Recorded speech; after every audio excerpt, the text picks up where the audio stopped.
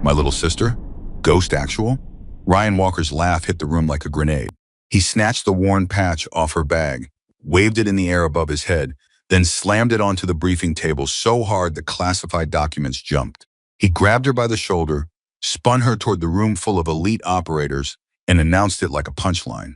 Gentlemen, meet the woman who once cried because a dog barked at her. She has a ghost call sign now. The room exploded. Claire did not flinch, did not blink. She simply looked at her brother with eyes that carried something far more devastating than tears. Pure, quiet, absolute disappointment. That silence split the room in half. If you are watching this and you have ever been underestimated by the person you trusted the most, drop the name of your city in the comments right now. I want to see how far this story travels. And please subscribe and follow along until the very end, because what Ghost Actual does next will stay with you long after this video ends. The classified briefing room at Fort Liberty, North Carolina, did not look like much from the outside. It was a room built for function, not comfort. Fluorescent lights overhead, metal folding chairs pushed against a long rectangular table, maps pinned to one wall, 3 monitors running live feeds on another. The kind of room where people walked in carrying weight on their shoulders and rarely left feeling lighter. Master Chief Ryan Walker had been inside rooms like this more times than he could count. 41 years old, decorated beyond what most men ever see in a single career, Ryan Walker was the kind of operator that younger SEALs pointed at when they needed to understand what the job was supposed to look like. 6 feet 2 inches of disciplined muscle and hard-earned instinct. A jaw that looked like it had been chiseled rather than grown. Eyes that measured everything in a room before most people finished walking through the door. He had served with SEAL Team Viper for 9 years. He had buried 2 teammates and carried a third off a mountain in Afghanistan with a bullet still lodged in his own left shoulder. He had earned every single thing attached to his name. And that morning, standing in that briefing room, surrounded by the best operators on the eastern seaboard, Ryan Walker was in his element. The mission brief had just started. Operation Silent Horizon. The target was a high-level enemy commander operating out of a remote mountain facility overseas. The kind of target that required precision, patience, and zero margin for error. The kind of mission that Ryan had spent his entire adult life preparing for. He stood at the head of the table with his arms crossed, scanning the intelligence packet that had been distributed to the team. Petty Officer First Class Marcus Trent sat to his left, already marking entry points on the terrain map with a red pen. Senior Chief Dominic Ramirez was reading the communication protocols on his tablet, occasionally muttering numbers to himself under his breath. Lieutenant Jake Sellers had a series of photographs spread out in front of him and was comparing them to satellite imagery with a magnifying glass the old-fashioned way, because Sellers never fully trusted screens. The team was focused. The team was ready. Then the door opened. Ryan did not look up immediately. New personnel arrived late to briefings sometimes. It happened. He kept his eyes on the intelligence packet. Then he heard Ramirez say very quietly, "Oh," that made Ryan look up. Standing in the doorway was a woman he had not seen in nearly a year. She was 34 years old, 5 feet 6, with dark hair pulled back in a tight, no-nonsense bun. She wore civilian contractor clothing with military identification badges attached to a lanyard around her neck. She carried a laptop bag over one shoulder and a weathered canvas equipment bag over the other. Her posture was straight but not stiff. She moved into the room with the kind of quiet confidence that people who are used to being underestimated learn to carry without announcing it. Dr. Claire Walker, his younger sister. Ryan straightened up slowly, blinking twice, as if the information his eyes were sending his brain needed a second to fully process. He said. She looked at him with level eyes. "Ryan, what are you doing here?" "I'm the intelligence specialist assigned to your operation," she said, setting her equipment bag down on the table near the monitors. "I received the assignment 3 days ago. I assume someone told you." "Nobody told me anything." "Apparently they assumed you would be professional about it either way." Marcus Trent made a sound that was very carefully not a laugh. Ryan opened his mouth, then closed it. Then looked at the rest of his team, who were all suddenly very interested in their maps and tablets. Claire began setting up her equipment without waiting for the conversation to continue. She pulled open her laptop bag, connected a series of cables to the monitor port on the far wall, and started bringing up data overlays on the screens with a speed that was almost automatic. She had clearly done this many times before. Ryan watched her for a moment. Then he noticed the patch. It was sitting on top of her canvas equipment bag, right at the edge of the table. A worn fabric patch, the kind operators sewed onto bags or jackets. Dark gray background, white stitching. It had seen better days, clearly been washed and reattached more than once, the edges slightly fraying. He picked it up. He read the two words stitched across the center, Ghost Actual. Ryan stood there for a moment, the patch over in his hand. Ghost Actual, he said out loud. Claire heard him but kept working. My little sister, Ryan continued, his voice carrying easily across the room, has a ghost call sign? He looked up at Marcus Trent. Marcus kept his face neutral, but his eyes were doing something complicated.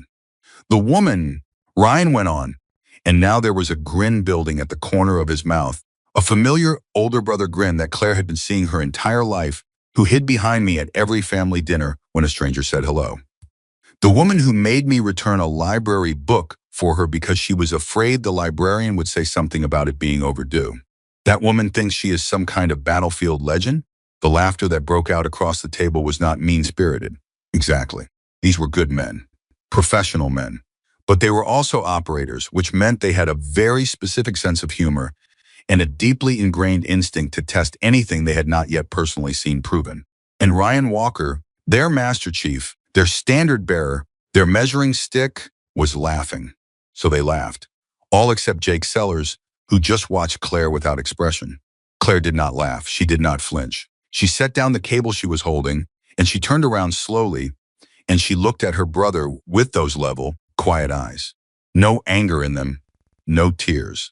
Just the particular kind of disappointment that only exists between two people who know each other completely, and one of them is choosing not to see clearly. She held his gaze for exactly 3 seconds. Then she turned back to her screens. If everyone is finished, she said, I would like to begin the intelligence brief. We have approximately 22 hours before the operational window, and there are several things about this mission package that concern me. The laughter died down. Ryan set the patch back on her bag. Let's hear it, he said. And that was the first time he used those words with her. Not encouragement, not respect. The words you use when you have already decided you are humoring someone. Claire heard it. She had been hearing that tone from people her entire career. She began the brief anyway. The intelligence package for Operation Silent Horizon was, on the surface, exactly what a high-risk special operations mission needed. Clean, comprehensive, detailed down to estimated patrol timing and guard rotation schedules at the mountain facility. The enemy commander, known in the intelligence community only by the operational alias Stone Table, had been tricked to this location with high confidence over the past 3 weeks. Multiple signals intercepts, several human intelligence sources, satellite imagery going back 14 days. Claire walked through every layer of the package with the team, pulling up data overlays, cross-referencing imagery with signals data, building the picture piece by piece in the methodical way that good intelligence analysts do. She was precise, she was thorough. She did not use a single unnecessary word. Ryan watched her without expression, asking clarifying questions every few minutes, testing the data the way he always tested data. He was good at this part. He knew what to look for, knew which threads to pull. But after 40 minutes, he still did not see what was bothering Claire, because Claire had not told them yet what was bothering her. She had been building toward it. Marcus Trent was the first one to notice that she was doing something unusual. He leaned slightly forward in his chair and said, You keep coming back to the communication pattern data. Yes, Claire said, why? She pulled up a side-by-side comparison on the monitor. 2 sets of signals data. Enemy communication logs from the past 3 weeks. Look at the rhythm, she said. Ryan leaned forward despite himself. The data showed a series of communication spikes and quiet periods. Traffic moving through the facility's communication infrastructure. It looked at first pass exactly like what you would expect from a high-level commander operating in a remote location. Operational security, scheduled check-ins, controlled information flow. But Claire had laid the 2 sets side by side for a reason. Week 1, she said, pointing to the left column. Communication traffic has natural variation. Heavy periods, light periods, a few irregular spikes that don't align with any obvious schedule. It looks like a real operation. She moved her finger to the right column. Week 2 and 3, the same general pattern. But look at the spacing. Ryan looked. He looked for a long moment, and then something cold moved through him because he saw it. The spacing was almost identical across both weeks. Not similar, almost identical. That's not natural, Marcus said quietly. No, Claire agreed. Real communication patterns have drift. They respond to events, to personnel changes, to weather, to 100 small variables that nobody can perfectly control. What we are looking at in weeks 2 and 3 is not a living operation. The room was quiet. Ryan sat back. You're saying the intelligence package is fabricated, he said. I'm saying the communication data in the package has been curated, Claire said carefully. Someone took real operational data from week 1 and generated a synthetic version that maintains the same general pattern while removing all the irregularity. It looks correct. It is supposed to look correct, but it is too correct. That's a big call, Dominic Ramirez said from the far end of the table. Not hostile, but serious. You're asking us to question 14 days of corroborated intelligence from multiple collection assets. I'm asking you to look at the spacing on this chart, Claire said, and her voice was absolutely steady. Ryan rubbed his jaw with one hand. He looked at the chart again. Then he looked at Claire. And here was the moment. Here was the moment where a different kind of man, a wiser kind of man, might have paused. Might have recognized that the woman standing in front of him had just identified something that an entire intelligence apparatus had missed. Might have acknowledged that whatever he thought he knew about his sister, what she was showing him right now deserved to be taken seriously. Ryan Walker was not a foolish man, but he was a man who had trusted his own judgment for 20 years and been right almost every time. And he had spent his entire life seeing Claire as the person who needed protecting. This is good work, he said, and he meant it partly. Seriously, Claire. But this pattern variation you're describing could have a dozen other explanations. Equipment standardization, updated protocols on their end. We can't cancel a mission of this priority based on a theory about spacing on a signals chart. Claire looked at him. We don't cancel it, she said. We hold the insertion pending a deeper analysis of the human intelligence sources. We don't have time for a deeper analysis. The operational window opens in 22 hours. Then we use 19 of those hours to verify rather than 17 of them to prepare for an operation that might be walking us into a kill zone. You don't know that it is a kill zone, and you don't know that it isn't, she said. And for the first time, her voice had an edge to it. Not sharp, not angry, but present. The edge of someone who is done being patient with being dismissed. Operators don't survive because they ignore patterns before the bullets start flying, Ryan. They survive because someone looked at the data carefully enough to see what the enemy wanted them to miss. The room was very quiet. Ryan held her gaze. Then he said, we proceed with mission prep. We'll flag your concerns up the chain and let command make the call. He said it in the tone of a man who has already decided what command will say. Claire nodded once. She turned back to her screens. And she kept working, because Claire Walker had spent her entire career in rooms where the people with the loudest voices had already decided not to listen. She had learned years ago that the way you responded to that was not by arguing louder. The way you responded was by being so thoroughly, undeniably right when the moment came that there was no longer any room in the universe for the argument to continue. She pulled up a secondary data set and began cross-referencing the human intelligence sources in the package one by one. This was the part nobody saw her doing. This was the work that happened in the quiet hours, in the spaces between the conversations and the briefings, and the moments when operators were checking their gear and running through tactical scenarios. While the team prepared to go to war, Claire Walker sat in front of her screens and followed the data wherever it led. She started with the human intelligence sources. 3 separate individuals, identified in the package only by code designation, had placed Stone Table at the mountain facility with high confidence over the past 2 weeks. All 3 had independent reporting. All 3 had been assessed as reliable. She started pulling their reporting histories. The first source, code designation Falcon, had a reporting history going back 11 months. Reliable, consistent. Occasional gaps in reporting that tracked with operational periods. Nothing unusual. The second source, code designation Hammer, had a 6-month history. Also consistent. But Claire noticed something when she pulled the raw reporting data rather than the summarized version that had made it into the intelligence package. Hammer's reporting had been filtered, not obviously, not crudely, but filtered.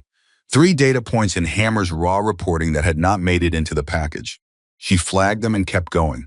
The third source, code designation River, had a reporting history of only 8 weeks, short for source being used to anchor a high confidence assessment on a target of this priority. Short enough to be suspicious. She pulled River's raw reporting. Read it once, then read it again, then sat completely still for almost 90 seconds. Because River's reporting in the raw unfiltered version, contained a specific phrase in the source notes, a phrase that did not appear anywhere in the intelligence package.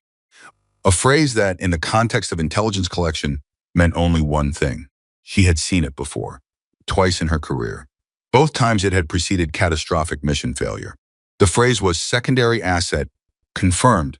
In the language of collection methodology, secondary asset confirmed meant that the information had been verified by a separate source, which sounded reassuring until you understood what it actually meant in practice. It meant the source's reporting had been corroborated by a second source. The second source. In this context, at this priority level with this operational timeline, Claire went very still because she knew, with the particular certainty of someone who had spent years learning to read the language that intelligence data speaks in, that secondary asset confirmed did not always mean what it appeared to mean. Sometimes it meant exactly what it said, and sometimes it meant that someone in the collection chain had needed to make a piece of unreliable reporting look reliable, and the fastest way to do that was to flag it as corroborated by a source that, if you looked hard enough and went far enough back in the system, turned out to be the same source under a different designation. A loop. Source A confirming source B, who was actually source A. She opened a second window and started tracing designations. It took her 47 minutes. When she was done, she sat back in her chair and pressed both hands flat against the table in front of her, taking a slow breath. River was not a separate source. River was a downstream alias for Falcon. The same human intelligence source, operating under two different designations, had provided what appeared to be corroborating reports on Stonetable's location. The intelligence package had presented this as two independent sources confirming the same information. It was one source that had, at some point in the collection chain, been separated into two apparent streams, either through an error or through deliberate manipulation. And with that single source removed from the confidence assessment, the entire picture of Stonetable at the Mountain facility went from high confidence to barely supported. Claire stood up. She walked across the room to where Ryan was standing with Marcus Trent, going through a tactical approach overlay for the fourth time. Ryan, she said. He looked up. I need 5 minutes. Something in her voice made him look at her differently than he had been looking at her all day. Not the dismissive older brother look. Something more careful. Give us the room, he said to Marcus. Marcus nodded and walked out.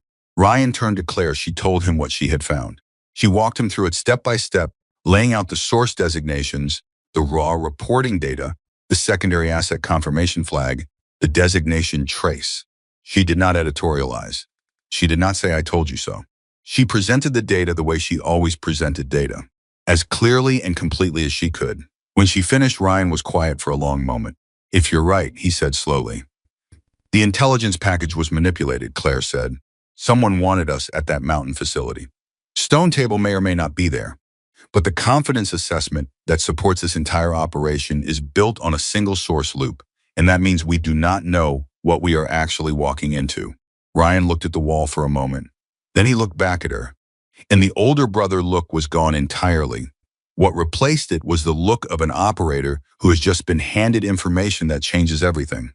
How long have you known about this? He said. I suspected the communication pattern 6 hours ago, she said. I confirmed the source issue 47 minutes ago. You've been working through this alone this whole time. That's my job.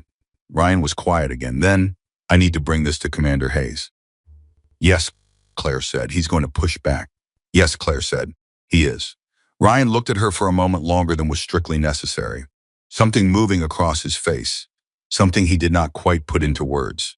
Then he said, walk me through a bit again. From the beginning. I want to be able to answer every question he throws at us.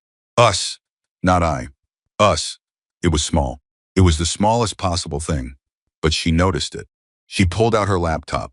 From the beginning, she said. Sit down. Commander William Hayes, when Ryan and Claire walked the intelligence through for him 20 minutes later, did exactly what Ryan had predicted. He pushed back hard. He was a big man with a military career that predated Ryan's by 15 years.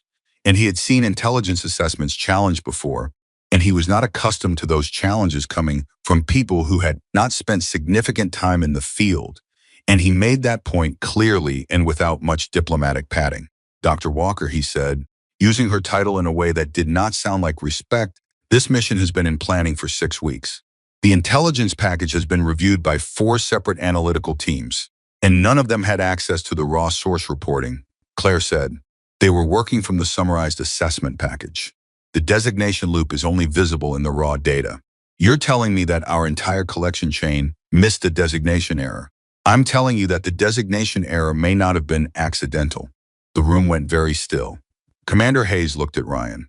Ryan said, "She's right, sir. I've looked at everything she laid out. The analysis is solid." Hayes looked back at Claire. "What are you suggesting?" "I'm suggesting that someone with access to the source management system created a false corruption loop specifically to elevate the confidence assessment on this mission, which means someone inside the collection chain knows we are going." Hayes sat back. For a long, terrible moment, nobody spoke. Then Hayes said, "You understand what you're implying?" "Yes, sir," Claire said, "I do." Hayes looked at Ryan again, and this time Ryan did not look away. "Sir," Ryan said, "I've run 31 operations, some of them with worse intelligence than this. But I've never run one where the intelligence itself was the threat. I need you to hear what she's telling you." Hayes put both fists on the table. He looked at the ceiling.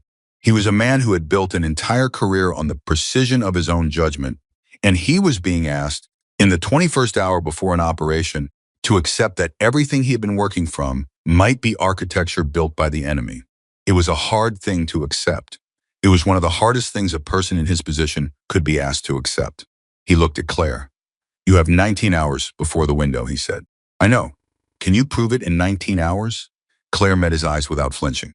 "Give me access to the full source database in an isolated network terminal," she said, "and I will give you an answer in 6. Hayes stared at her for 3 full seconds. Then he looked at Ryan. Ryan nodded once. Hayes turned back to Claire. "You have 6 hours," he said.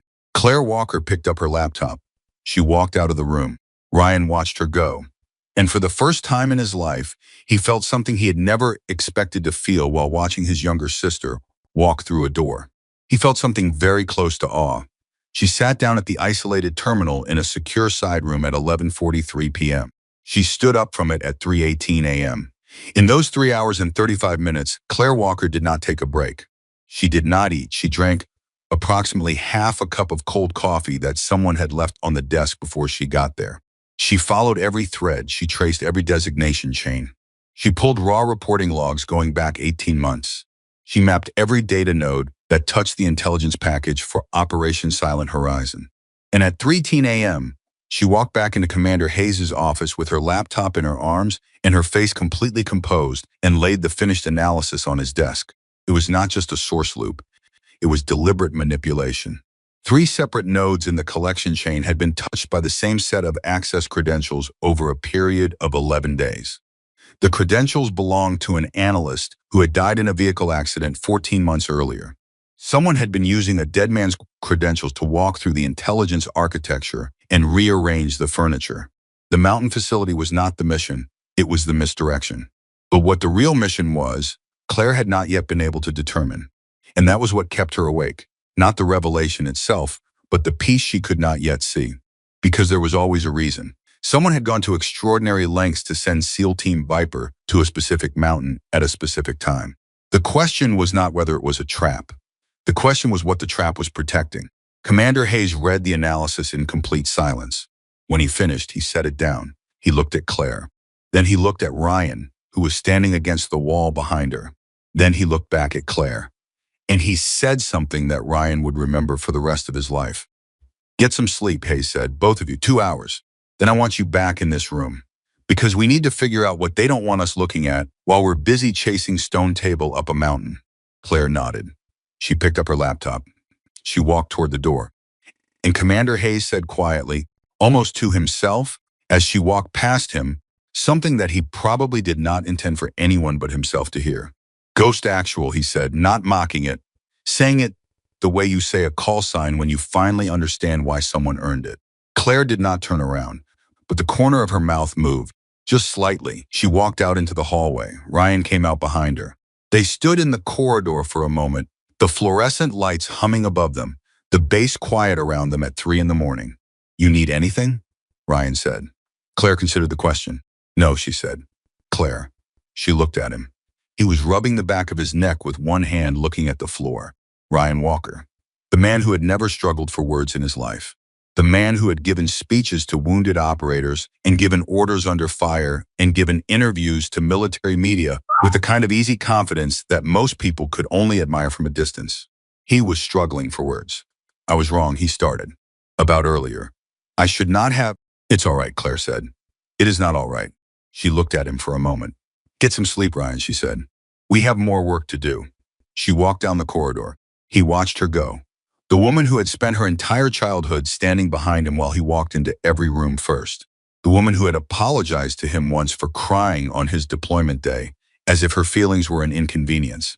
The woman who had been building Ghost Actual in the dark for years, in classified rooms that he was not cleared to enter, doing work that most people would never know existed, moving through the shadows of a world that ran on the intelligence that people like Claire spent their lives manufacturing from noise and silence and data and instinct. He had laughed at her call sign. He thought about that, standing alone in the corridor. He thought about the patch, the worn edges, the stitching that had been resewn at least twice. Someone had given her that call sign, or she had earned it so thoroughly that someone could not help giving it to her. And he had picked it up and laughed. Ryan Walker walked slowly back toward the bunk room. He did not sleep much during those 2 hours. He lay on his back in the dark and thought about the data Claire had laid in front of Commander Hayes. He thought about the dead man's credentials. He thought about the mountain that was a misdirection.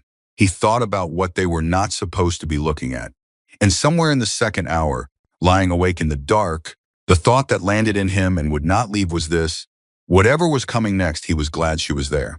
Not because she was useful, not because her analysis was correct, but because Claire Walker, his quiet little sister, was exactly where she was supposed to be. And she had been there long before anyone in that room was willing to see it. The alarm went off at 5:15 in the morning. Ryan was already awake. He sat up, put his feet on the floor, and looked at his hands for a moment. Then he got up. He had work to do. They all did, because the trap had not been sprung yet. And Ghost Actual had already found the wire.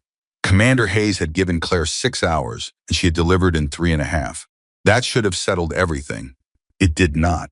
At 5:45 in the morning, when Ryan walked back into the main briefing room with 2 cups of coffee and found Claire already at her screens again, he realized that finding the problem was only the first door. What was behind that door was a hallway full of more doors, and none of them were going to open easily. He set one of the cups beside her without saying anything. She picked it up without looking away from the screen. They stayed like that for almost a minute, which was, in the Walker family language, the equivalent of a long and meaningful conversation. You find anything new, he finally said. 3 things, she said. None of them good. Of course not. She pulled up a map overlay on the left monitor. Ryan leaned forward, setting his own cup down on the table. The map showed a regional infrastructure grid, power, water, communication relays, the kind of map that civil engineers use, not special operations teams.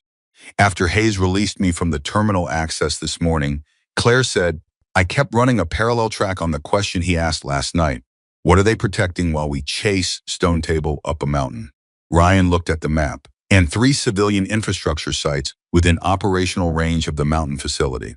All 3 are within a 200-kilometer radius. All 3 have had unusual network activity in the past 10 days. Ryan straightened up slowly. Define unusual. Probe attempts. Low signature. The kind of scanning pattern you run when you are learning a system before you access it. Someone's been testing their networks. Someone has been learning exactly how they work, Claire said. And 10 days is enough time to learn enough to do serious damage.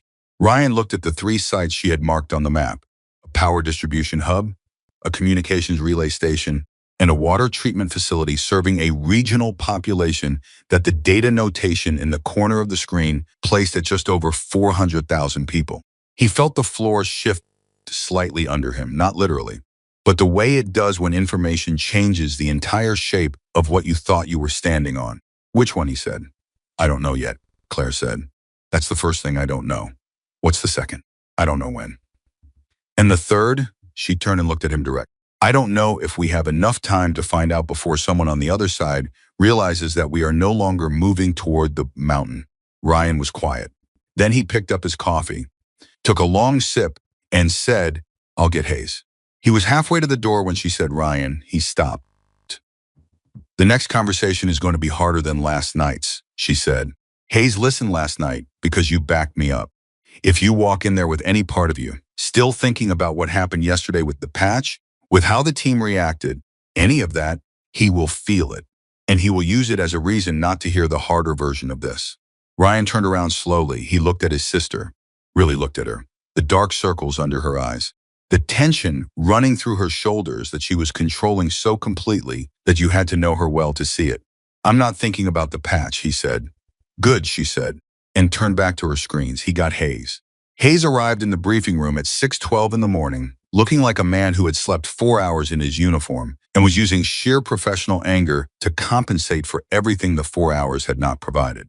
He was followed by Lieutenant Commander Patricia Osei, the base intelligence officer, a compact, sharp-eyed woman in her mid-40s who had the particular walk of someone who expected to be the smartest person in any room she entered. She looked at Claire with an expression that was professionally neutral and personally skeptical. Dr. Walker, Hayes said, taking a seat. What do we have? Claire did not waste a syllable. She walked Hayes and Osei through the infrastructure analysis in 12 minutes flat. The 3 sites, the network probe patterns, the 10-day timeline, the correlation between the probe activity and the period during which the manipulated intelligence package had been steering SEAL Team Viper toward the mountain. When she finished, Osei spoke first. The probe activity you're describing, Osei said, could have half a dozen explanations that have nothing to do with a coordinated operation. Routine penetration testing by the facilities themselves. Opportunistic scanning by unrelated actors. A signals collection operation targeting something else entirely. Yes, Claire said. Osei blinked. She had expected resistance, not agreement. All of those explanations are possible, Claire continued. I am not telling you that this probe activity is definitely connected to what we found in the intelligence package. I am telling you that we have a manipulated intelligence package that was designed to put a SEAL team in the wrong place at a specific time. And within operational range of that wrong place, there are 3 civilian infrastructure sites that have been receiving unusual network attention during the same period. The probability that those 2 facts are unrelated is something I cannot calculate, but I would not bet 400,000 people's water supply on it. The room went quiet. Osei looked at Hayes. Hayes looked at the map. If you had to choose one, Hayes said, gun to your head. Which site? Claire did not hesitate. The water treatment facility. Why? Because the power hub and the communication relay have hardened backup systems. Physical redundancy. You knock them out, and the damage is serious but recoverable within hours. The water treatment facility serves a population that has no immediate alternative water source. Contamination or shutdown is not recoverable within hours. It is recoverable within days. And in that window, you have a public health emergency that generates exactly the kind of chaos that is useful to people who want attention away from whatever they are actually doing. Hayes drummed his fingers on the table once. Then he looked at Ryan. What do you need from me, Ryan said. Hayes turned back to Claire. What do you need from me? It was the first time he had asked her that. Claire registered it. She did not show that she registered it. But somewhere behind those level, precise eyes, something noted it and filed it away. I need direct access to the network forensics data from all 3 facilities, she said. Not the summary reports, the raw logs. And I need a secure channel to the regional authority that manages the water facilities infrastructure so I can ask them 3 specific questions about their system configuration. That second request goes outside the wire, Osei said immediately. We start making contact with civilian infrastructure authorities about a potential attack, and we risk tipping our hand to whoever is watching their communications. Then we make the contact through a channel they are not watching, Claire said. And you know of one? Claire looked at Osei steadily. I have used 3 in the past 2 years for similar purposes. None of them were compromised. Osei held her gaze for a moment. Then she looked at Hayes. Hayes said, do it. Osei's jaw tightened slightly. She nodded. Ryan caught something in that exchange. A current running between Hayes and Osei that he could not fully read. Hayes was moving fast, making decisions that bypassed the normal chain of review, and Osei did not like it, and Hayes knew she did not like it, and he was making those decisions anyway, which meant Hayes believed Claire. Fully in less than 12 hours, Commander William Hayes had gone from running an operation based on a 14-day intelligence package reviewed by 4 analytical teams to sitting in a 6 a.m. briefing room listening to a woman in contractor clothing describe a scenario that invalidated everything he had been working from. And he believed her. Ryan took a breath. The raw network forensics data arrived on Claire's secure terminal at 7:23 a.m. Three separate file packages, each one dense, with the kind of low-level system logging that most analysts would have needed half a day to interpret. Claire started with the water treatment facility's logs, working through the data with her coffee growing cold beside her, and her eyes moving across the screen with a speed and focus that made Marcus Trent, who had wandered in around 7:30 and taken up a position leaning against the wall, quietly stop everything he was doing and just watch her. He had never seen anyone work like that, not in a tactical sense. He had seen operators move with incredible efficiency under pressure. He had seen pilots and navigators and engineers work with the kind of focused intensity that their training produced. But this was different. This was someone following a thread through a dark room without a flashlight, moving not by sight but by something that looked almost like instinct, but was actually the product of so much accumulated pattern recognition that it had become indistinguishable from instinct. Trent watched her for almost 20 minutes without saying anything. Then he said, "Can I ask you something?" She did not look up. "Go ahead. How long have you been doing this?" "Doing what?" "This, what you're doing right now." Claire was quiet for a moment, her eyes still moving across the screen. 11 years, she said. Trent absorbed that and the call sign. Ghost Actual. Who gave you that? A pause. Slightly longer than the last one. A team in Djibouti, she said. 3 years ago. I identified a network intrusion into communication infrastructure 40 minutes before it would have compromised their extraction route. Trent was quiet. 40 minutes, he said. 38, technically. Another pause. And Ryan doesn't know that, Trent said. It was not a question. Ryan and I don't talk about work, Claire said. Trent pushed off the wall, walked over to the table, and sat down 2 seats away from her. He folded his hands in front of him. He was not a man given to overt displays of emotion, but there was something in his posture that had shifted. For what it's worth, he said, the thing he did with the patch. He knew he was wrong before you walked out of the room. I've worked with him 9 years. I know what his face looks like when he knows he's wrong and won't say it yet. Claire finally glanced at him. Just for a second. He said it last night, she said. He said it to Hayes, Trent said. Backed you up in front of the boss. That's Ryan's version of an apology. Claire looked back at her screen. I know, she said quietly. Trent nodded. He got up and went to get more coffee. At 9:17 a.m., Claire found the first concrete thread. She stopped typing. She leaned forward, her face 6 inches from the screen, reading something 3 times in rapid succession. Then she sat back. Marcus, she said. Trent appeared in the doorway 15 seconds later with a coffee mug in his hand. And get Hayes. Trent looked at her face. Put the mug down. Left without asking a question. Ryan arrived first, Hayes and Osi 2 minutes behind him. Claire had the Discovery up on the main monitor by the time they were all in the room. The water treatment facility uses a tiered control system. She said, standing, moving fast now. The primary treatment controls are on an isolated network, physically separated, air-gapped, theoretically inaccessible from outside. Theoretically, Hayes said. Theoretically, Claire confirmed. The secondary administrative system handles billing, scheduling, maintenance records. That system is connected, and it sits inside the same physical infrastructure as the primary control system, connected by one internal relay that was installed during a maintenance upgrade 8 months ago. A bridge, Ryan said.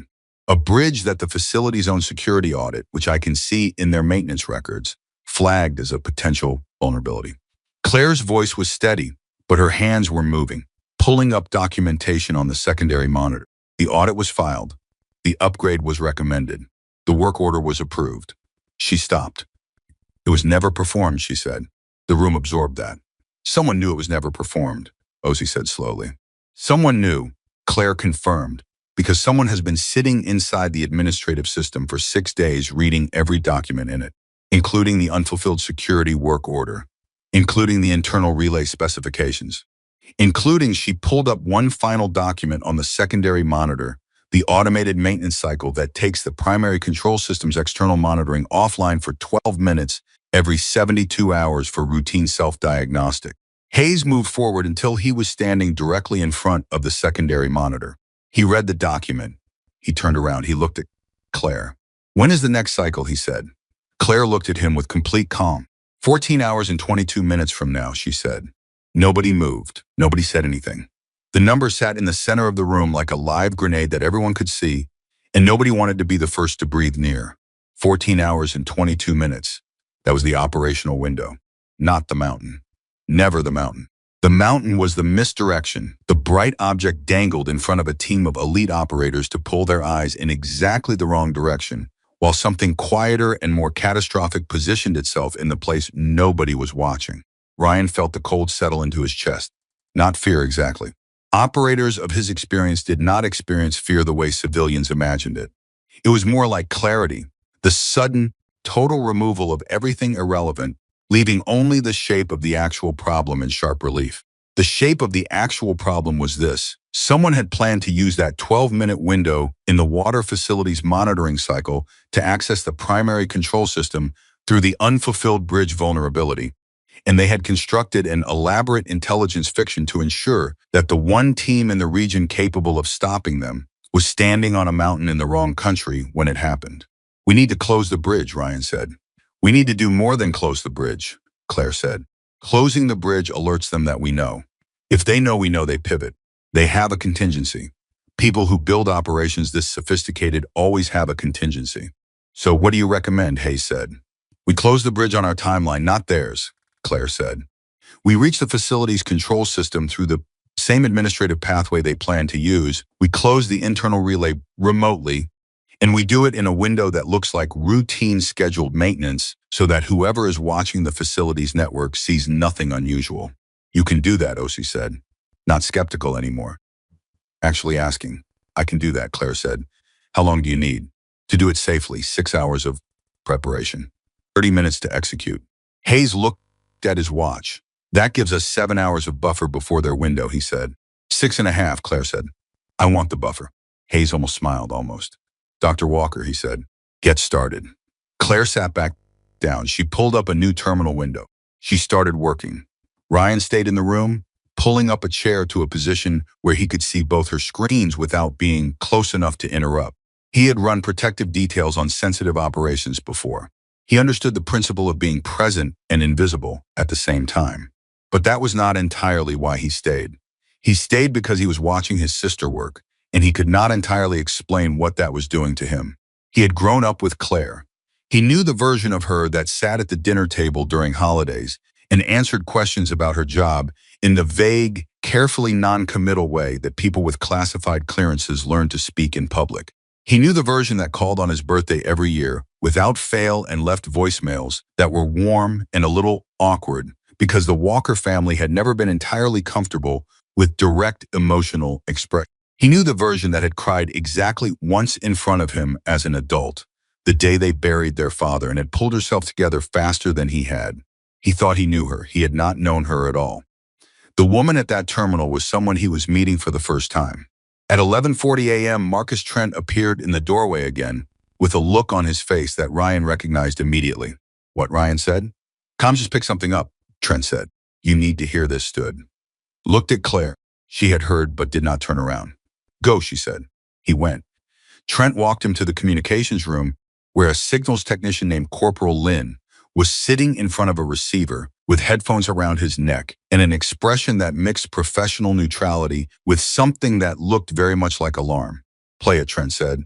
Lynn hit a key. What came through the speaker was a fragment, 23 seconds of encoded transmission that Lynn had pulled from a frequency that should have been clean. The encoding was not standard. It was not any encoding that Lynn had in his library, but the pattern underneath it, the rhythm of the transmission itself, was recognizable to someone who had been listening to enough of them. It was a countdown confirmation. Someone was confirming a timeline. Someone was confirming it from inside the base perimeter. Ryan stood very still. "Inside the perimeter," he said. "The signal origin triangulates to within 500 meters of this building," Lynn said. "I've been running the triangulation 3 times to make sure." "How long ago?" 7 minutes. Ryan looked at Trent. Trent looked at Ryan. Neither of them said the word that was sitting between them. Mole. Not a targeting issue. Not a collection chain vulnerability exploited from outside. Someone on the inside. Someone who knew about the morning's briefing. Someone who had just transmitted a timeline confirmation that could only mean one thing. They now knew that SEAL Team Viper was no longer moving toward the mountain, and they were adjusting their timeline. Ryan turned and walked back to Claire at a pace that was just below a run. He came through the door and said, "They know we've moved." Claire's hand stopped on the keyboard. a full 2 seconds.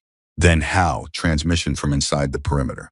7 minutes ago, she turned around in her chair.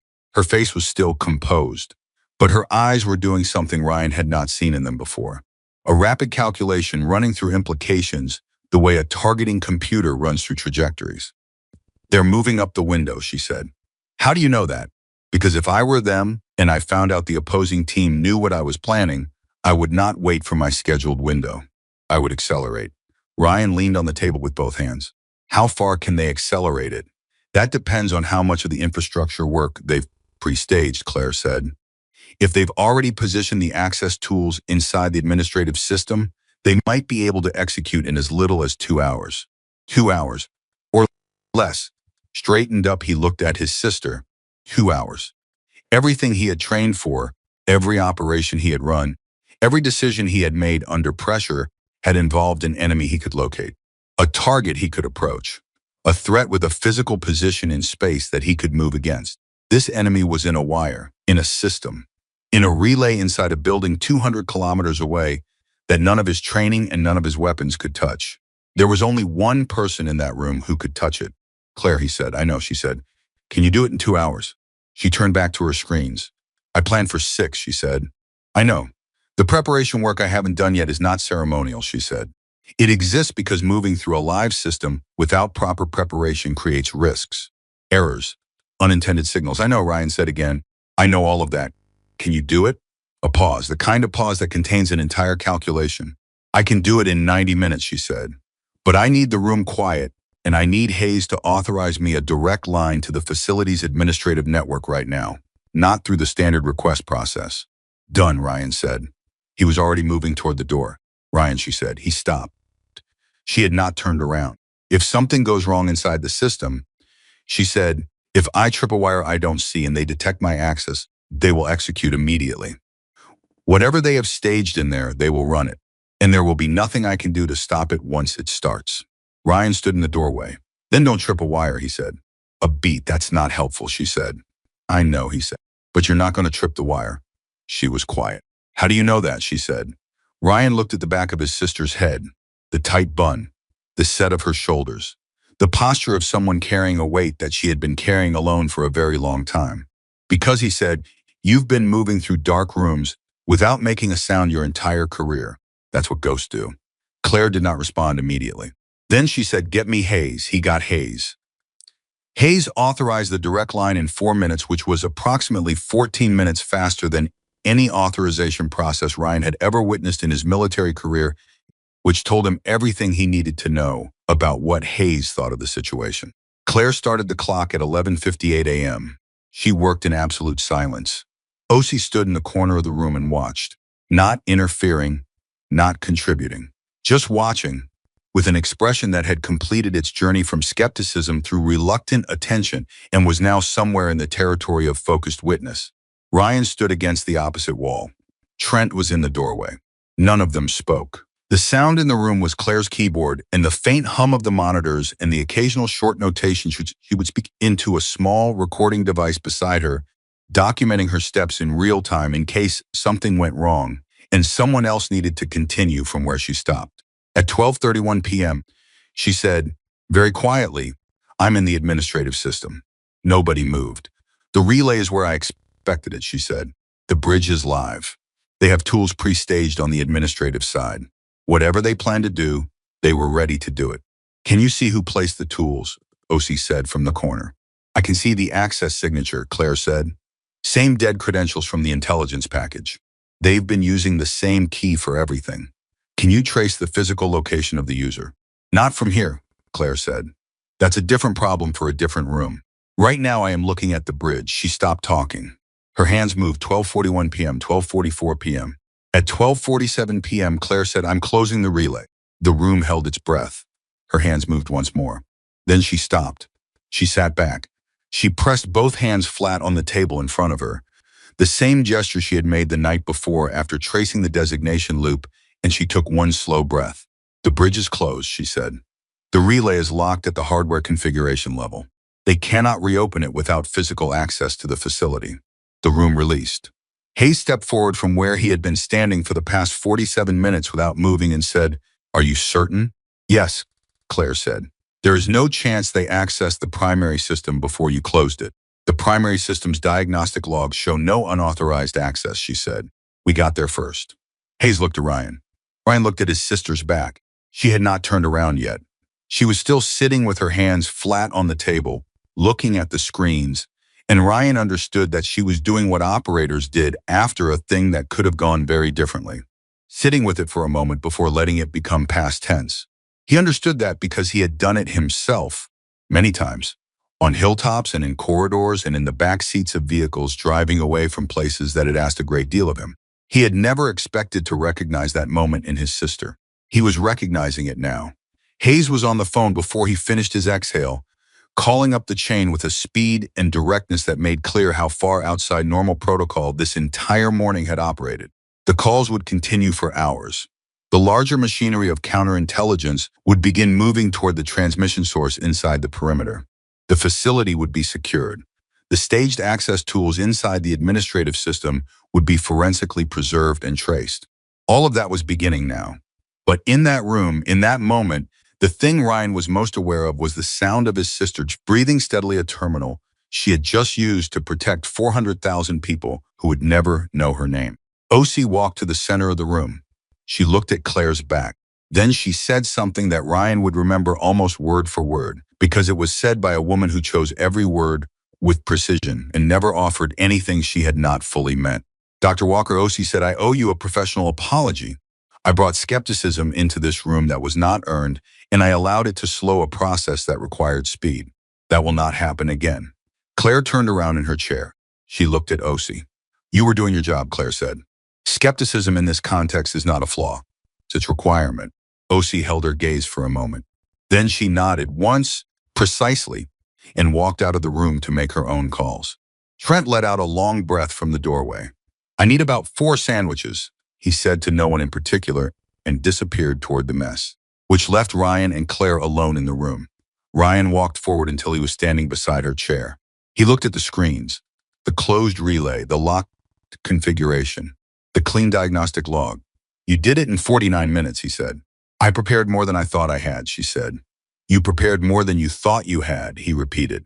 And then quietly, you've been preparing for a long time. Claire was quiet. 11 years, she said. He looked at her profile. Djibouti, he said. She glanced up at him. Marcus told me the story, he said. She looked back at the screen. 38 minutes, she said. Yeah, Ryan said. The word came out rough. Not broken exactly, but worn at the edges in the way that things get when they have been held too tightly for too long. He pulled out a chair beside her and sat down. They sat side by side at the terminal for a while, not saying anything, which was the most honest thing either of them had done with each other in years. Outside the room, the base was waking up to a morning that had been entirely different from what it expected. Phones were ringing. Secure channels were buzzing. The machinery of something large and urgent was turning over in the way it turns over when a threat has been stopped before it became a catastrophe, which means almost nobody will ever fully know how close it was. In the room, Ryan finally said, we still have a mole. Yes, Claire said, that's not your problem to solve alone. No, she agreed. That one we solved together. Ryan nodded. Then he said, quietly enough that it could have been to himself, when we were kids. When you used to follow me to the end of the driveway every morning before school. I always thought you were following me because you needed me there. Claire looked at the screen. I know, she said. I was wrong about that too. Yes, she said, you were. He did not say anything else. Neither did she. But something in the space between them had changed shape. Something that had been arranged in a particular way for 34 years, oldest to youngest, protector to protected, loud to quiet, had rearranged itself into something more accurate, more honest, more like what it had always actually been. Ryan leaned back in his chair, stretched his neck, and said, you should eat something. You sound like Mom, Claire said. Somebody in this family has to. The corner of her mouth moved. It was the closest thing to a smile that the last 20 hours had produced. And Ryan Walker, Master Chief, SEAL Team Viper, 31 operations, 2 buried teammates, a bullet he still carried the scar from, looked at that small movement at the corner of his sister's mouth and felt something unlock in his chest that he did not have a military term for. He thought the civilian word for it was probably relief. The kind that comes not from surviving a thing yourself, but from watching someone you love finally be seen. Hayes appeared in the doorway. "We have a problem," he said. Ryan and Claire both turned. Hayes's face had the particular flatness it got when the problem was not theoretical. "The transmission source," Hayes said. "We triangulated to a building on the south perimeter," and Ryan said. "The building is the communications relay station," Hayes said. "Which means whoever sent that transmission did it with authorized access to our primary communication infrastructure." The room went cold again. Claire stood up. "If they have access to the communication infrastructure," she said. "Yes," Hayes said. "Then they can hear everything we've been saying," she said. Hayes looked at her steadily. "We operated on a secured terminal network this morning. We operated on a terminal network that we secured this morning based on our own assessment of its integrity," Claire said. "If someone with authorized access to the communication relay has been watching the network for longer than this morning." She stopped. Hayes finished it. "Then they may know more than just that we moved. They may know what we found," Claire said. "And they may know that the relay is closed." The silence that followed was the particular silence of a room full of people recalculating. Ryan looked at Claire. Claire looked at Hayes. Hayes looked at the doorway. Then he said, "Dr. Walker, I need you to do something I have never asked an intelligence analyst to do in 30 years of military service." Claire met his eyes. "Tell me," she said. Hayes said it slowly, each word carrying its full weight. "I need you to become the threat." Claire did not blink. "Explain." "If they're listening to our network," Hayes said, stepping fully into the room and closing the door behind him, "then anything we transmit through standard channels is compromised. Every order I give through the communication relay, every position update, every tactical instruction to any team on this base, they hear it before my own people act on it." Ryan was already on his feet. "We go dark, full communication blackout." "We can't," Hayes said. "Going dark is itself a signal. If we suddenly stop all traffic, they know we've identified the relay compromise. They accelerate again, and this time, we don't know what they're accelerating toward because we still don't know everything they have staged." Claire was standing with both hands resting on the back of her chair, and her mind was moving so fast that her face had gone completely still, which Ryan now recognized as what happened when his sister was operating at full capacity. The stillness was not absence. It was concentration so complete that it had consumed every surface expression. "You want to feed them false information through the compromised channel," she said.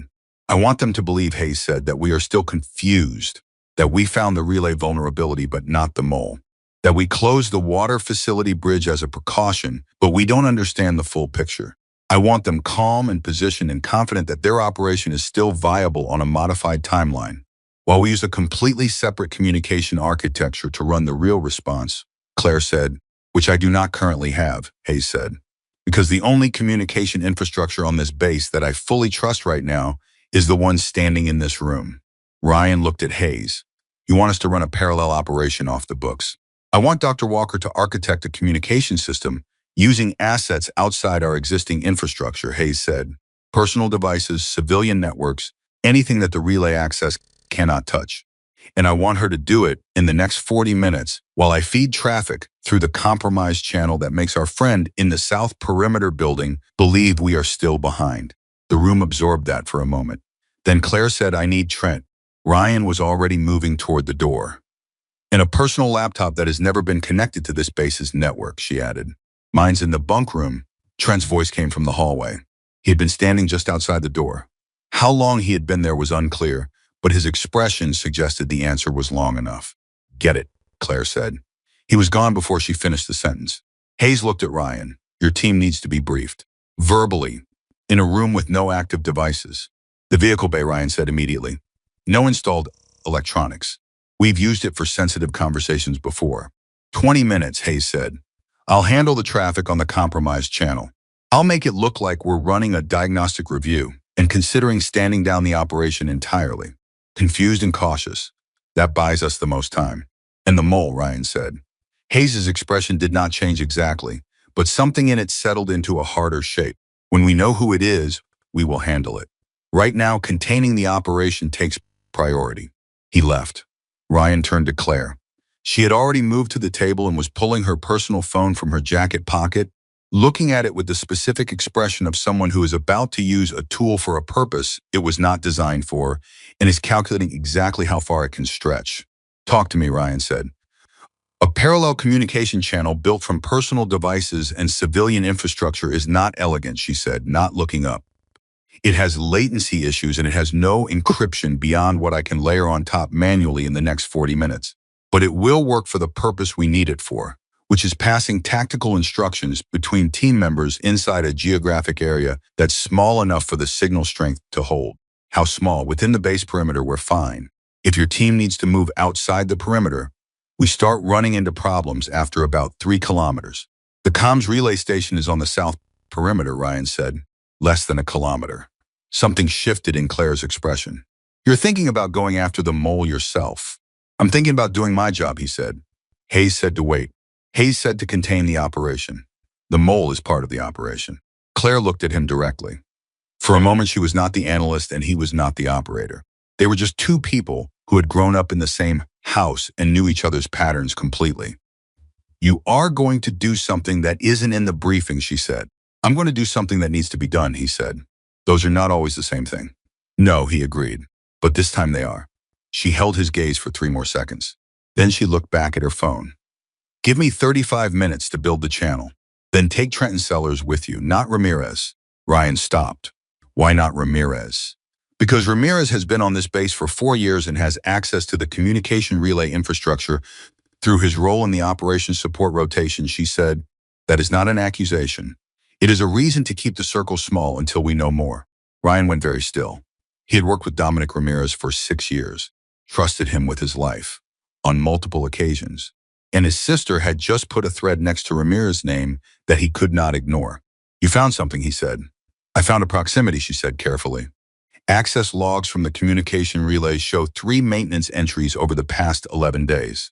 2 are attributed to the facility's technical staff. The third is attributed to a temporary access credential issued to operations support personnel during a scheduling overlap 2 weeks ago, who was on operations support rotation 2 weeks ago. She looked at him. He understood from her expression that she already knew the answer and had known it since she pulled the access logs and had been deciding for the past 60 seconds how to tell him. The credential was a shared rotation credential, she said. 4 people had access to it. I can confirm 2 of them have rock-solid alibis for the time window in question because I can see their badge access to other parts of the facility during that window. That leaves 2, Ryan said. Yes, Ramirez is one of them. Yes, Ryan's jaw tightened. He breathed in slowly through his nose. Who's the other? Corporal Lynn, she said. From the communications room. Ryan looked at the ceiling for a moment. Lynn, who had been the one to catch the transmission from the south perimeter this morning, who had played it for Ryan and Trent with an expression of what had looked like alarm. He found the transmission, Ryan said. He reported the transmission, Claire said. That could mean he's clean. It could, Claire said. Or it could mean he knew we were already close enough that a report would appear more innocent than silence. The 2 possibilities sat in the room like a fork in a dark road with no visible landmark. I can't act on a proximity, Claire, Ryan said. I need more than that. I know, she said. That's why I need 35 minutes. Because if either of them is our mole, they use that credential to access the relay. And if they access the relay, there is a behavioral trace in the system logs that I have not had time to fully analyze yet. Give me the 35 minutes, and I will give you something closer to a name. Ryan looked at his watch. 1:13 p.m., 35 minutes, he said. He walked out. He went to the vehicle bay. The team was there when he arrived, all except Ramirez, who Ryan had asked Trent to redirect to a supply check on the north side of the base with a fabricated inventory discrepancy. It was not elegant, but it gave them the room. He stood in front of Sellers, Trent, and 2 other operators from the team, Petty Officers Garza and Kim, and he gave them the most compressed, honest briefing of his career. No classified terminals, no maps, just his voice in a vehicle bay that smelled like engine oil and was full of the particular quiet of a space that has never been asked to hold a briefing before. He told them about the relay compromise, about the parallel channel Claire was building, about the mole, about the credential and the 2 names. He did not tell them who the names were. He told them that the circle was small for a reason, and that the reason was the job, and that every person in that bay was there because he would trust them with the thing he was about to trust them with. Nobody interrupted. When he finished, Sellers looked at him for a moment and said, "Your sister figured all of this out." "Yes," Ryan said. "In less than 12 hours, less than that, actually." Sellers nodded slowly. Then he said, in the particular tone of a man who has just updated a long-standing assumption. I owe her an apology. Get in line, Trent said quietly. Ryan looked at his team. We move in 35 minutes. Trent and Sellers with me. Garza, Kim, you hold position here and maintain visual on the south perimeter building. Nobody approaches it until we know more. They nodded. He went back to Claire.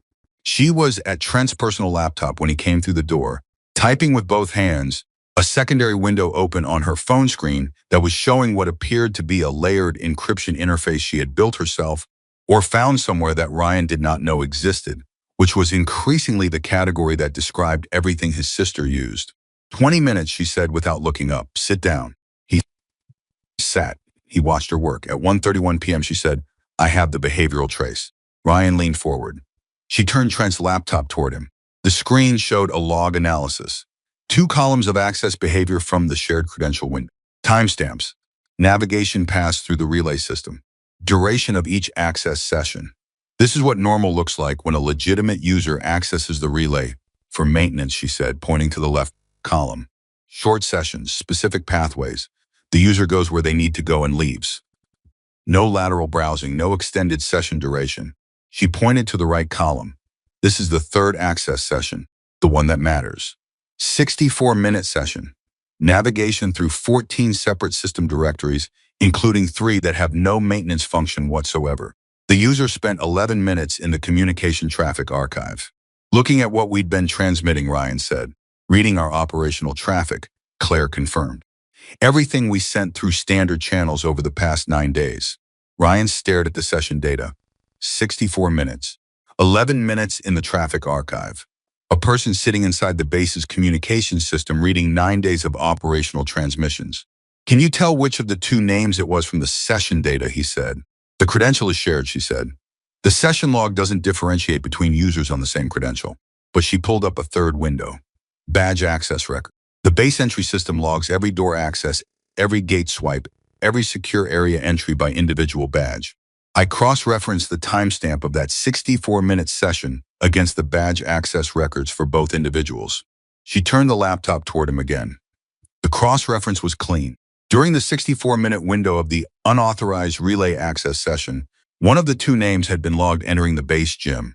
12 separate entries and exits over that period, consistent with a workout.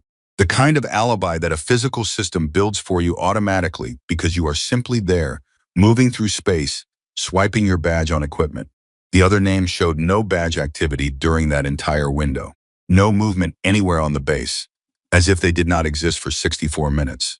As if they were sitting somewhere very still, using a shared credential on a terminal, reading 9 days of operational traffic. Ryan read the name. He sat with it for a moment. Then he said it out loud. Lynn. Ryan stood up. Something moved across his face. Not surprise, exactly. The surprise had already happened back when Claire first put the name on the table alongside Ramirez's, back when he had understood that the circle of people he trusted had a hole in it. What he felt now was something more like the specific weight of confirmation. The moment when the thing you hoped was not true becomes the thing you have to act on. He sat in that room with us this morning, Ryan said. He played us the transmission. He watched us react to it. He was telling you that you had been identified, Claire said, not warning you. Controlling the information, giving you just enough to believe you were ahead, while he assessed exactly how much you actually knew. Ryan looked at the laptop screen for another second. Then he closed it. I need Hayes, he said. Hayes is managing the false traffic on the compromised channel, Claire said. He cannot break from that without signaling the change. Then I handle it, Ryan. Her voice was not loud. It was very precise. Lynn has authorized access to the communication relay. If he sees a team moving toward that building, he can send a signal in 30 seconds that we cannot stop. We move fast, or he sends the signal. You cannot guarantee both. Ryan looked at her. What are you suggesting, he said. Claire turned back to the laptop. She opened it. She went to the parallel channel she had been building and did something to the interface that Ryan did not follow technically, but understood functionally a moment later when she said, the parallel channel is live. I can push instructions to Garza and Kim's personal devices right now. You want Garza and Kim to take the building, Ryan said. I want Garza and Kim to take the building's external communication terminal offline before Lynn can reach it, she said. The terminal is a physical junction box on the south exterior wall, accessible without entering the building. If that box goes offline, Lynn cannot send from the relay regardless of what he sees coming. Ryan stared at her. How do you know where the terminal is, he said. Because I spent 20 minutes this morning looking at this base's infrastructure map while I was waiting for the raw forensics data to arrive, she said. He stared at her for one more second, then he said, send it. She sent it. Garza and Kim received the instruction on their personal phones at 1:44 p.m. The message was 6 words and a photograph of the South Perimeter building with a red circle on the exterior wall junction box. Ryan and Trent and Sellers were moving at 1:46.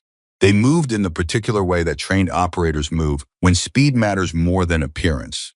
Not running, not drawing attention, but covering ground with an efficiency that looked like purpose without looking like urgency. The way you move when every second is calibrated and not one is wasted. 1:51 p.m. Garza's confirmation came through on Claire's channel. 4 words. Terminal is offline. Claire exhaled. At 1:53 p.m., Ryan and Trenton Sellers entered the South Perimeter Communications Relay building through the main service entrance using Hayes' master authorization code, which Hayes had sent to Ryan's personal phone through the parallel channel 4 minutes earlier in a message that contained nothing else. The building's interior was small. A corridor, 2 server rooms, a monitoring station, and a back office. Lynn was in the back office. He was sitting at a terminal. He heard them coming. He stood up fast, and his hand went toward the keyboard, and Trent covered the distance between the doorway and the terminal in approximately 1.5 seconds, which was fast enough that Lynn's hand landed on the desk 6 inches from the keyboard and did not reach it. Lynn looked at Ryan. Ryan looked at Lynn, 23 years old, sharp-eyed. Signals technician who had pulled that transmission this morning with what Ryan had read as alarm and now understood as the very precise performance of alarm. Corporal Lynn. Lynn said nothing. His jaw was tight. His hands were flat on the desk. He was doing a calculation that Ryan could see him doing, measuring distances and options and outcomes the way a cornered person does when they are running out of room in every direction. The terminal is offline, Ryan said. The relay is physically severed. Whatever you were planning to send, you can't send it. Lynn looked at him for a long moment. Then the calculation ended, and something in his face went very still. I want to speak to a lawyer, he said. You'll get one, Ryan said, but first you're going to sit down and not move. Sellers had already positioned himself at the door. Trent was standing between Lynn and the keyboard with the specific relaxed readiness of a man who would prefer this to go quietly and is fully prepared for it not to. Lynn sat down. He put his hands in his lap. He looked at the wall. And Ryan Walker stood in a communications relay building on the south perimeter of Fort Liberty, North Carolina, looking at a 23-year-old who had spent 11 days walking through the architecture of an operation and rearranging it piece by piece and thought about all the invisible things in the world, all the things that happen in the gaps between the visible actions, all the work that occurs in the space that nobody watches. His phone buzzed. He looked at it. A message from Claire through the parallel channel. Is it done? He typed back. 30 seconds passed. Then one more word appeared on the screen. Good. He put the phone in his pocket. 2 minutes later at 2:03 p.m., Hayes arrived with base security and took custody of Corporal Lynn. Hayes was still carrying the tablet he had been using to manage the false traffic on the compromised channel, and he handed it to one of the security officers the moment he walked through the door, as if he could not wait to put it down. He looked at Ryan. Clean, Ryan said. Hayes looked around the room. At Sellers by the door, at Trent by the terminal, at Lynn in the chair. Then he said to Ryan quietly enough that only Ryan could hear it, Your sister told me what she was going to do while you were moving. Through the parallel channel. Ryan nodded. She sent me the behavioral trace analysis and the badge cross-reference 7 minutes ago, Hayes said. She sent it with a note. Ryan waited. She said, this is the evidence package for Lynn's detainment.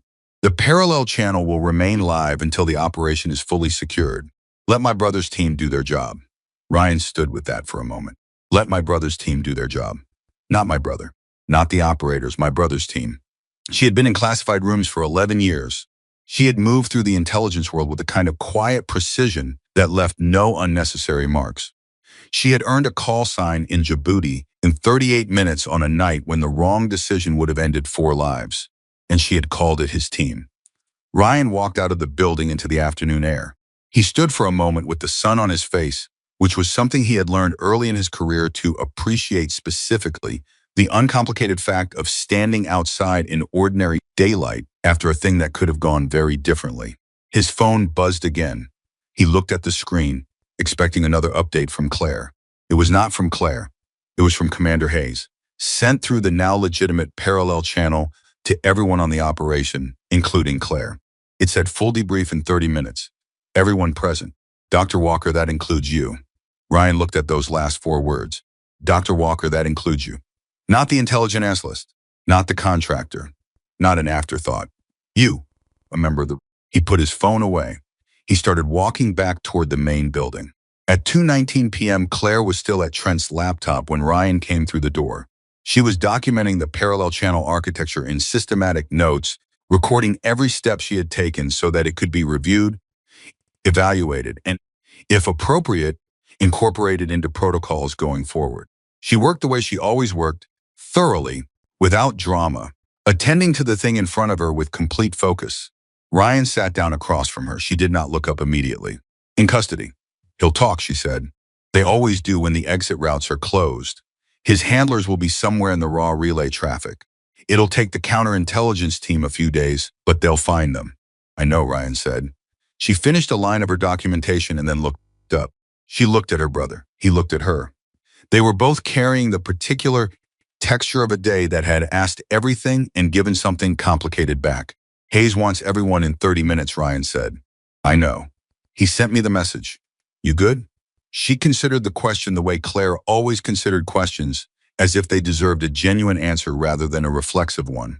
I'm tired, she said, and I would like a real meal and approximately 10 hours of sleep.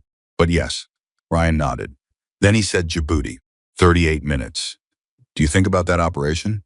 She looked at him steadily. Sometimes. What do you think about when you think about it? A pause. I think about the 14 minutes I almost didn't have, she said. I almost didn't pull the thread. The data was there. The pattern was there. But I was tired and I had been wrong twice that week. And there is a moment in this work when you have been wrong enough times that being wrong again feels like the safer bet than being right. Ryan was quiet. What made you pull it, he said. She looked at the laptop screen. Someone on that team reminded me of you, she said. Same laugh. Same way of standing in a room like he was holding it up. I looked at him and thought, if I don't pull this thread and I'm right and something happens to him, I will never explain that to myself. Ryan's throat tightened. He did not say anything. So I pulled it, she said. And I was right, and the team got out. She looked back at him. That's what I think about, she said. When I think about Djibouti, he held her gaze. Then he said very quietly, I'm glad you pulled it. She nodded once. Me too, she said. She closed the laptop. She stood up, stretched her neck, and picked up her cold coffee. Took a sip. This is terrible, she said. I'll get you a fresh one, Ryan said. You don't know where the coffee is. I'll find it. He stood up. She watched him for a moment, and something in her face was doing the thing it had been doing since last night, since he first said the word us, since he sent Lynn to custody and texted back done, since he sat down across from her and asked if she was good. That slow, recalibrating thing. That adjustment of a long-held understanding towards something more accurate. She had spent a long time believing that Ryan saw the world in a particular way that did not have room for what she did. She was revising that. Not all at once, not with fanfare. The way real revision happens, quietly, evidence by evidence, moment by moment. He was at the door when she said Ryan. He turned. She was holding the cold coffee cup in both hands, looking at him across the room. Thank you, she said, for last night. For backing me up with Hayes when you had no reason to. Ryan looked at her. I had every reason to, he said. She opened her mouth slightly, then closed it. You didn't know that yet, she said. No, he said. But that's the point, isn't it? You don't have to know something completely to decide to stand behind it. She looked at him for a moment longer. Then she looked away. Get the coffee, she said. He went.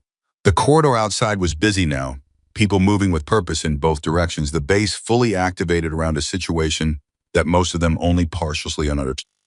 Ryan moved through it, nodding to people who caught his eye, carrying the particular internal quiet of a man who has been through something that is not yet finished processing.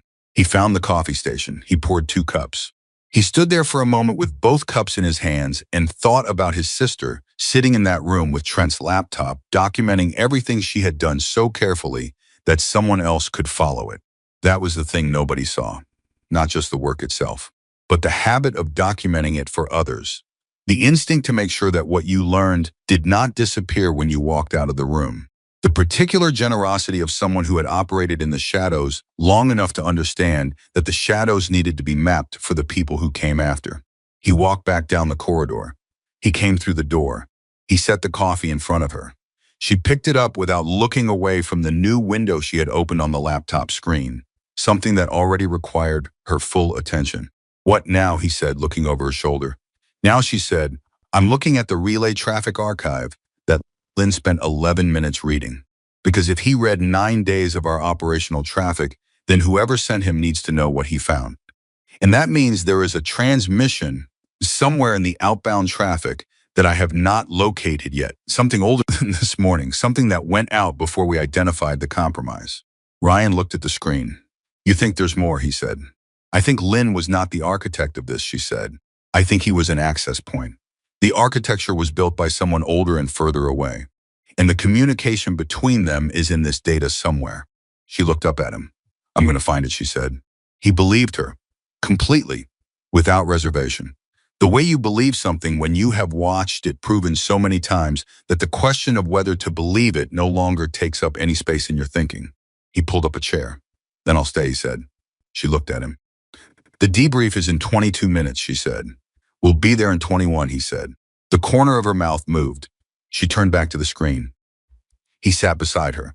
And in that room, in the afternoon of a day that had begun with a patch thrown on a table in a room full of laughter, two people who had grown up in the same house and never quite seen each other clearly sat together in front of a screen full of data and looked for the same thing. The truth, hidden somewhere in the noise, waiting for someone patient enough to find it. Claire's hands moved across the keyboard, and at 2:27 p.m. she stopped. She leaned forward. She read something on the screen. And she said, very quietly, in a voice that had all the steadiness of someone who has just found exactly what they were looking for and understands immediately that it is worse than they expected. "Ryan," he looked. He read what she was pointing to. The outbound transmission. Buried in the relay archive under a routing designation that was designed to look like automated system traffic. Timestamped 11 days ago. Containing in encoded format a communication that when decoded and laid plain was not a status update and not a timeline confirmation and not any of the operational communications that Lynn had been reading and forwarding. It was a name that neither of them had expected to find, a name that belonged to someone who was at that moment 22 minutes away from walking into a full debrief with every key person on the operation. Ryan stood up so fast his chair scraped back. He said, "Now," Claire said. He was already running. Ryan ran.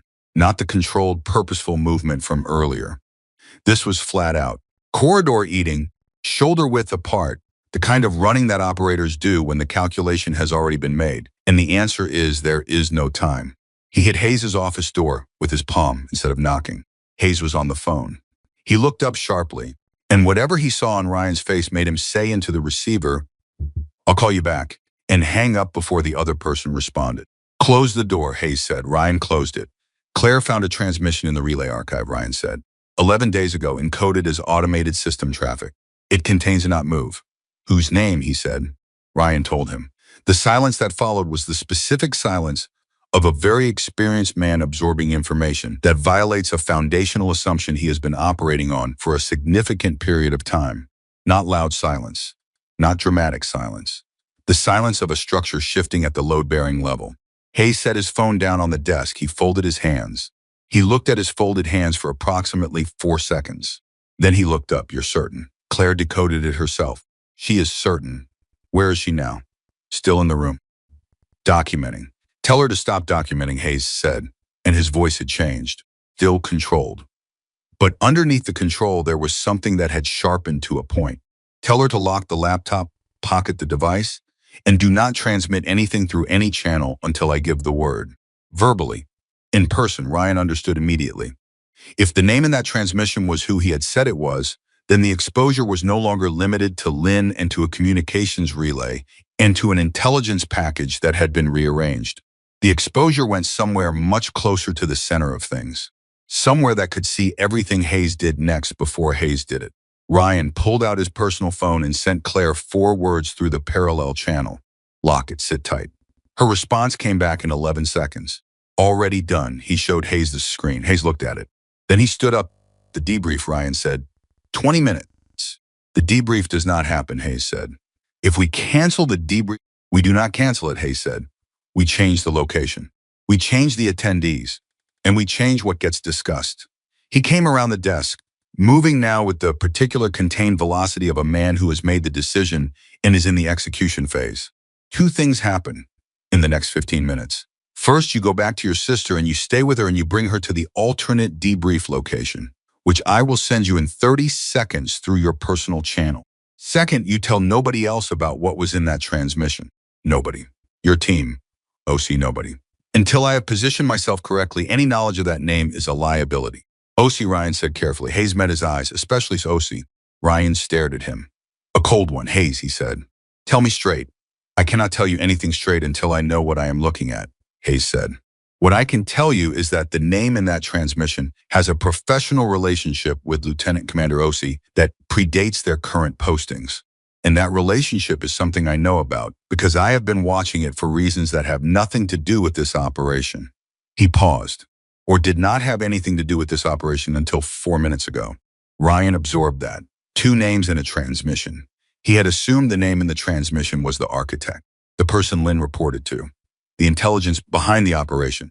He had not assumed there might be a second layer. How long, Ryan said. Have I been watching OC, Hayes said. Yes. 6 weeks, Hayes said. An anomaly in her access behavior on a separate operation. Small enough that I did not escalate it. Large enough that I did not forget it. He looked at Ryan with the expression of a man who is recalibrating everything in real time. I am starting to believe that what I saw 6 weeks ago was not an anomaly. I am starting to believe it was the edge of something considerably larger. Ryan stood in that office and felt the floor shift again. The same shift as this morning, but deeper, further down. The kind of shift that tells you the thing you are standing on is not ground, it is a surface, and you do not yet know what is underneath it. Alternate location, Ryan said. He walked out. He walked fast. His phone buzzed with the location 30 seconds later, exactly as Hayes had promised. A maintenance storage facility on the eastern side of the base. The kind of location so completely unremarkable that nobody would choose it for anything important, which was precisely why Hayes had chosen it. Ryan came through the door of the room where Claire was waiting at 2:31 p.m. She was sitting with Trent's closed laptop in front of her and her hands flat on the table. She had done exactly what he told her to do. She had locked the device and she was sitting with it. She looked at him when he came in. She read his face. It's worse than a name, she said. It was not a question. Yes, he said. Tell me, he told her. She sat with it for a moment. The particular stillness that he now fully recognized, concentration so complete that it consumed the surface. Then she said, Ose came into the room this morning. During the relay analysis, she stood in the corner and watched the entire time. I know, she saw everything I did. Every step of the relay closure. Every thread I pulled. If she reported what she saw, she may not have had time, Ryan said. The parallel channel isolated our traffic, and the relay went offline when Garza took the terminal down. The window between her seeing the work and losing transmission capability was narrow. Narrow is not zero, Claire said. No, he agreed. It is not. She stood up. She picked up the laptop. She looked at him with those level eyes and said, Where are we going? Eastern Maintenance Facility. Hayes is setting the debrief there. You, me, Hayes, and the team members I trust. Nobody else. OC will expect to be in the debrief. Hayes is handling that.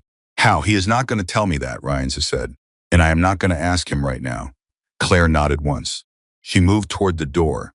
Ryan fell into step beside her, and they walked through the corridor at a pace that was purposeful without being conspicuous. 2 people moving through a base that was full of people moving. Nothing to mark them as different from any of the other movement except the thing they were carrying on the inside. At 2:39 p.m., they reached the Eastern Maintenance Facility. Hayes was already there. So were Trent, Sellers, Garza, and Kim.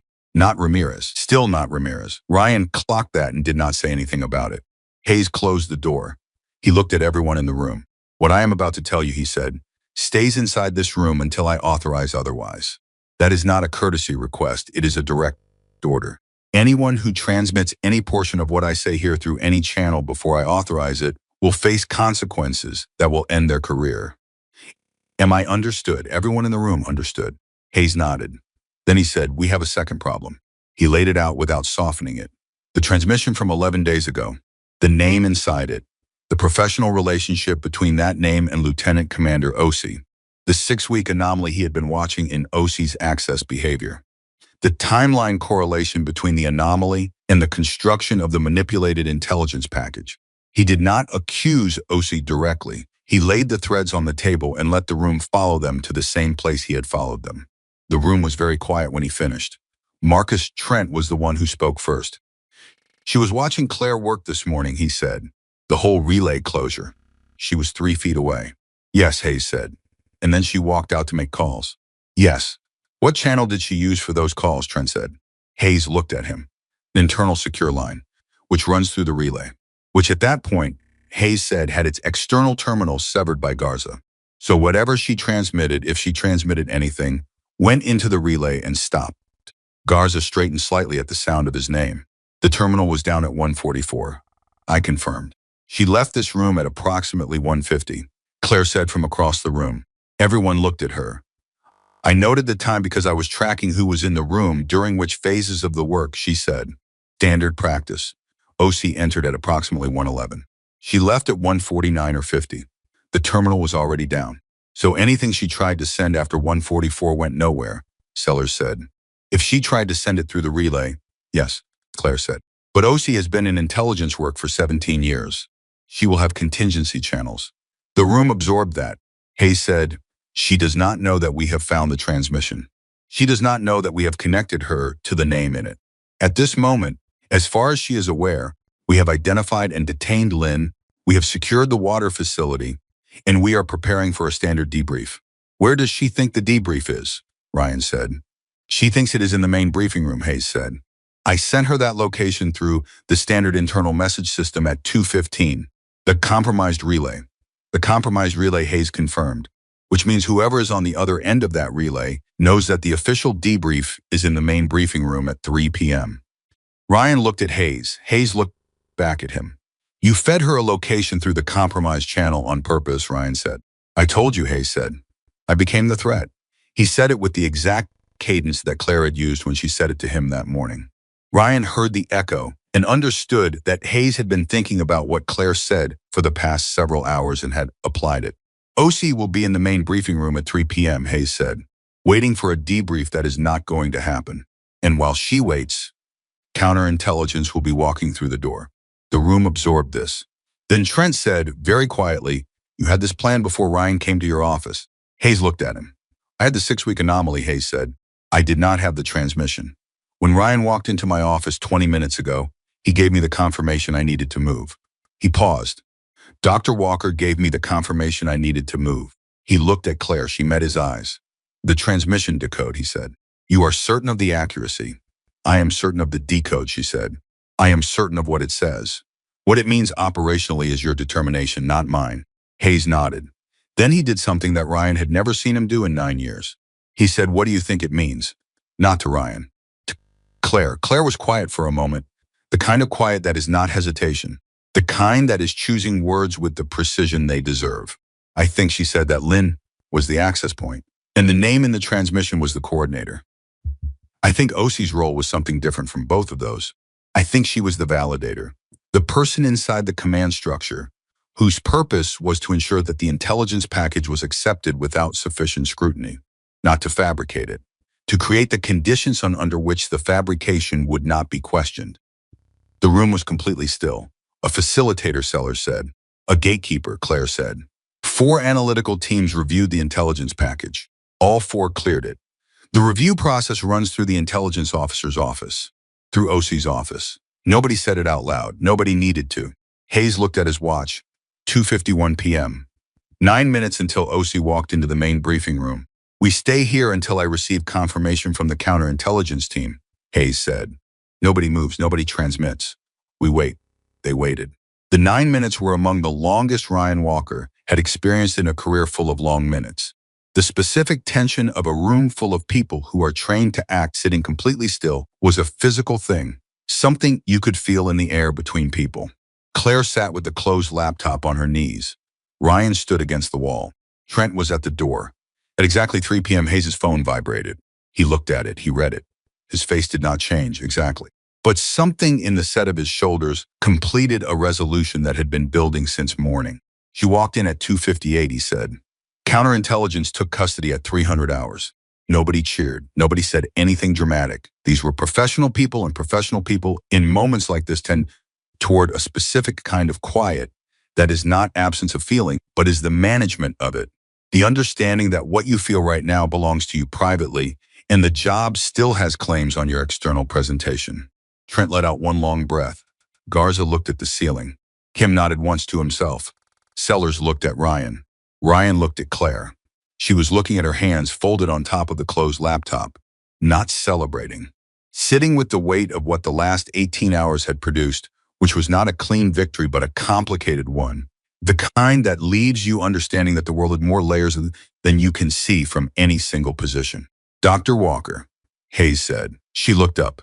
I need a full written debrief of every step you took from the moment you entered the briefing room last night to the moment you locked that laptop 40 minutes ago. Every thread you pulled, every data set you accessed, every decision you made and why. I need it in enough detail that any qualified analyst can follow your methodology completely. She nodded. When do you need it, she said. Yesterday, Hayes said. And for the first time all day, there was something at the edge of his voice that might, in different circumstances, have been the beginning of a very tired smile. I'll have it to you by 0800 tomorrow, she said. Hayes nodded. Then he said, there is one more thing. He looked at everyone in the room. What happened here today goes into a classification category that most of you do not currently hold access to. In approximately 4 hours, you will all receive clearance elevation paperwork. You will sign it. After you sign it, what you know becomes protected under statutes that most people in uniform spend entire careers never encountering. He paused. I am telling you this not as a restriction, but as a recognition. What was done in this room today is significant enough that the system protects it at the highest level.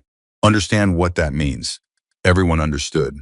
Hayes picked up his phone and walked out to make calls. The room, without him in it, felt different. Smaller in some ways. More human. Trent looked at Claire. The debrief you're writing, he said. It's going to be a training document, isn't it? Someone's going to use your methodology to build a protocol. Probably, Claire said. Good, she looked at him. You should put your name on it, he said, the whole name. Not just Dr. Walker, your full name. She held his gaze for a moment. I'll think about it, she said. Ryan had been watching this exchange from the wall. He pushed off it now and walked to the center of the room. He looked at his team, at Sellers and Garza and Kim, at the people who had moved when he asked them to move and held position when he asked them to hold, and had done their jobs in a room and a situation and a level of operational ambiguity that their training had not specifically prepared them for. Good work, he said, not a speech. 2 words. The Walker family vocabulary for things that went much deeper. They nodded. They began to move slowly. The decompression that follows the release of sustained pressure. The particular loosening that happens when the thing is done, and the body starts to remember that it has been running on adrenaline and coffee for most of a day. Garza and Kim left together, already talking quietly about food, in the tone of men who have remembered they are hungry. Sellers paused at the door and looked back at Claire. Djibouti, he said. She looked at him. Trent told me the story, Sellers said. 38 minutes. 37 and some change, she said. Sellers looked at her for a moment with the expression of a man adjusting a long-held assessment. Ghost actual, he said. Not mocking it. The way you say a call sign when you understand exactly how it was earned. He walked out. Trent lingered a moment longer. He looked at Claire, then at Ryan, then at the floor, which was the Trent version of an emotional display. For the record, he said to neither of them specifically, I never thought the patch was funny.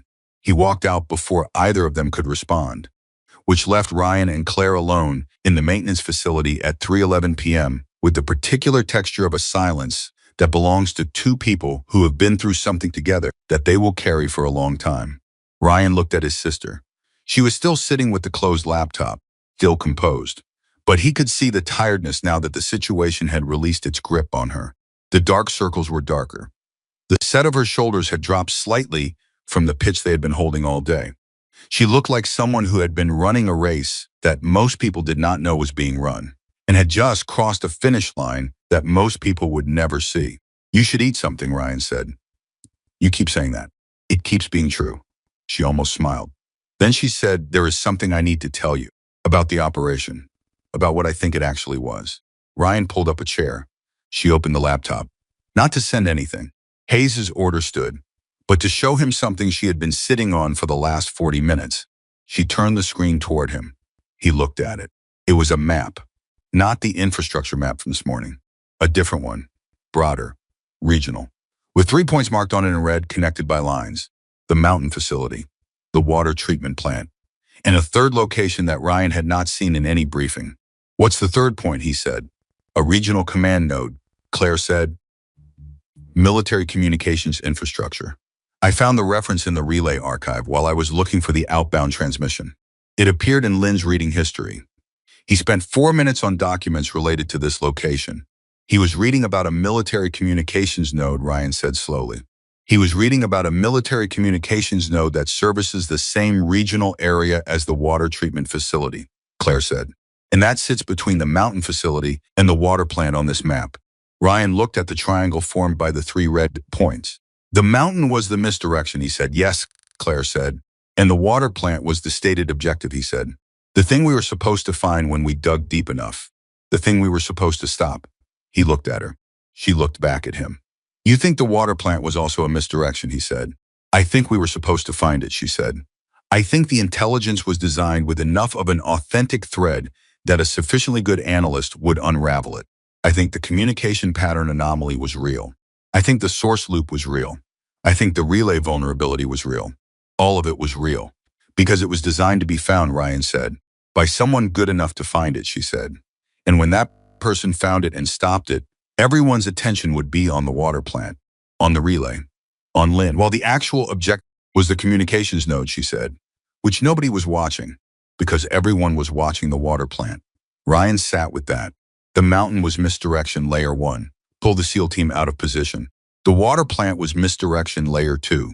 Give the analysts something real to find, something worth finding, something that would consume all the attention of the response. And the communications node was the actual target, sitting untouched, unwatched, in a triangle between the other 2 points. If someone takes that node offline, Ryan said, the regional military communication infrastructure loses a primary relay point, Claire said, for an unknown period, depending on how the attack is executed and what kind of backup capacity exists. That's not a civilian casualty event, Ryan said. That's a military capability degradation event. Yes, she said. That's a different kind of objective. Yes, she said. It is. Ryan looked at the map. He thought about the name in the transmission.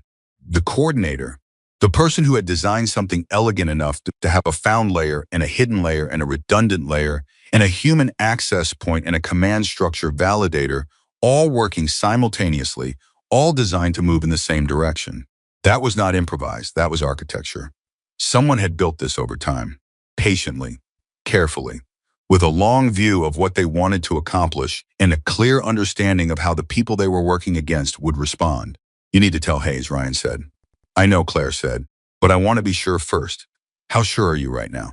She looked at the map. 87%, she said. That's not 100, she said. It is not. The 13% is the part I am still working on. The part where I might be pattern matching onto noise because I have been awake for 30 hours and my brain is filling in connective tissue with inference rather than evidence. Ryan looked at her. What do you need, he said. Access to the node's network monitoring logs for the past 30 days, she said. If someone has been preparing an attack on that communications infrastructure, the preparatory activity will be in those logs. The same probe pattern I found in the water facility's records. Can you get that access? Not without Hayes, she said. Then we tell Hayes. If I am wrong, you have been right about every single thing since you walked into that briefing room, Ryan said. The communication pattern, the source loop, the relay bridge, the staged access tools, Lynn, the outbound transmission. Osei, every single thread you pulled was the right thread. She looked at him. That doesn't mean the next one is, she said. No, he said.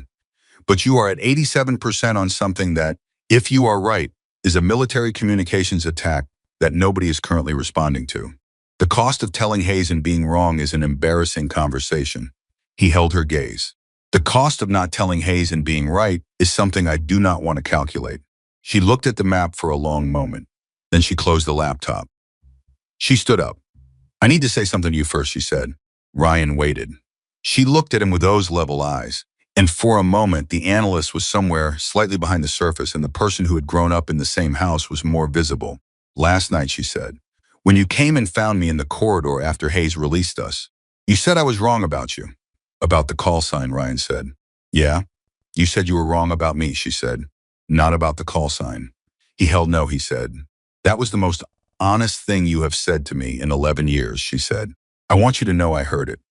Ryan was quiet. He had built 20 years of career on the ability to function clearly and effectively in conditions that would shut most people down. He had given orders under fire and kept his voice level doing it. He had delivered the kind of news that breaks people and kept his face steady so the person receiving it had something steady to hold on to.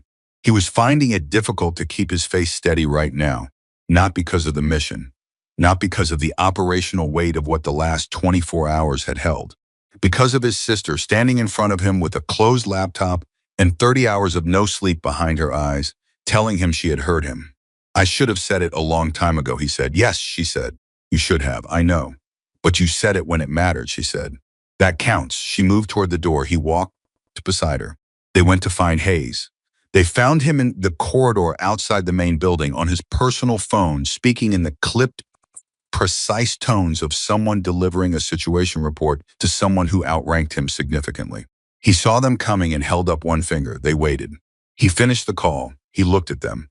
He looked specifically at Claire's face, which was carrying the particular expression that Hayes had now seen enough times in the past 24 hours to recognize. He said. She told him about the communications node. She told him about Lynn's reading history, about the 30-day probe preparation window she needed to verify, about the triangle, about the architecture of the misdirection, the found layer over the hidden layer. Hayes stood in the corridor and listened to all of it without interrupting once. When she finished, he was quiet for a moment. Then he said 87%. She had not told him the number. He had arrived at it himself from her face. Yes, she said. Hayes looked at the wall for a moment, the specific look of a man running a rapid calculation on risk tolerance. Then he said the node monitoring logs. How long do you need? 45 minutes if the logs are formatted the way I expect them to be, she said. 90 if they are not. The logs are going to be formatted in a way that will make you want to put your head through a wall, Hayes said. Military infrastructure record keeping is approximately 40 years behind where it should be. Plan for 90. The corner of Claire's mouth moved. I'll need a terminal with access to the regional military infrastructure database, she said. Isolated. Not running through the relay. I have a terminal in my office that has never been connected to the relay, Hayes said. It runs on a completely separate physical line. I have been keeping it that way for 6 weeks. He paused. For reasons that have become considerably clearer today. He had been building his own parallel infrastructure, a different kind of ghost channel, for 6 weeks. While OC was walking through his professional proximity, and he was watching the edge of something he could not yet name, Ryan looked at Hayes with a new understanding of the man, of the particular kind of patience that could hold a thread for 6 weeks without pulling it. The same patience that Claire exercised in every room nobody saw her work in. They walked to Hayes' office. Claire sat down at the isolated terminal at 3:44 p.m. Ryan stood against the wall. Hayes sat at his desk and began the paperwork that a situation like this generates, which is significant and begins immediately and does not pause for operational elegance. The clock on the wall moved. Claire worked. At 4:11 p.m., she said, without looking up, they were there. Ryan straightened. The probe activity, she said. Same signature as the water facility. 31 days of preparatory scanning against the communications node's external-facing systems. Low signature. Building toward access. The node was the real target, Ryan said. The node was the real target, she confirmed. Are they in yet? Hayes said, looking up from his desk. No, she said. The probe pattern shows still in reconnaissance phase. They had not moved to access staging yet. The water facility had pre-staged tools. The node does not. She paused. Which means if we move now, we get there before they do. Hayes was already on his phone, not the compromised relay, his personal device. He was dialing a number that Ryan had never seen him dial. The kind of number that does not appear in standard directories. The kind of number that connects you to people who operate above the organizational charts that everyone else uses to understand who reports to whom. He spoke for 40 seconds. He listened for 20. He hung up. He looked at Claire. The node is being secured, he said. Physical and cyber. Full lockdown effective in 18 minutes. He looked at Ryan. Operation Silent Horizon, he said, is officially over. Ryan stood with that. Over. Not the version of over that had been on the table yesterday morning, when a SEAL team was going to extract a commander from a mountain facility in a clean operation with defined objectives and an exit route and a debrief afterward. This version. The version where the operation turned out to be a different operation than the one it appeared to be. And the entire shape of it was found not by the strongest person in the room, but by the quietest one. Hayes set his phone down. He looked at Claire.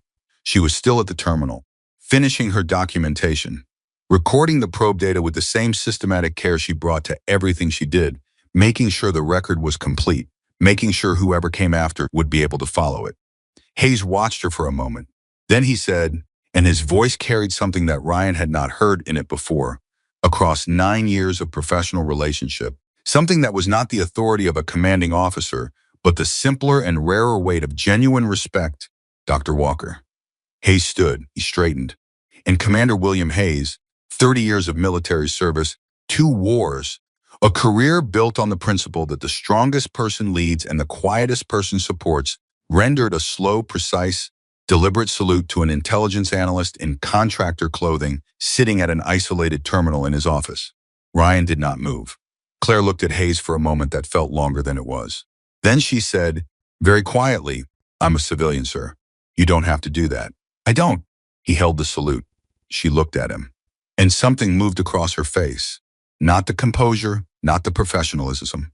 Something underneath all of it, the layer that had been there the whole time beneath the level eyes and the steady voice in the 11 years of moving through dark rooms without making a sound. She was someone who had spent her career being useful without being seen. And she was being seen. "Thank you, sir," she said. Hayes lowered his hand. He sat back down. He picked up his pen. 90 minutes, he said, not looking up from the paperwork. "Both of you, food and sleep." "That is an order." Ryan looked at Claire. She was already reaching for her cold coffee. He crossed the room, took it out of her hand, set it down, and said, "Come on." She looked at him.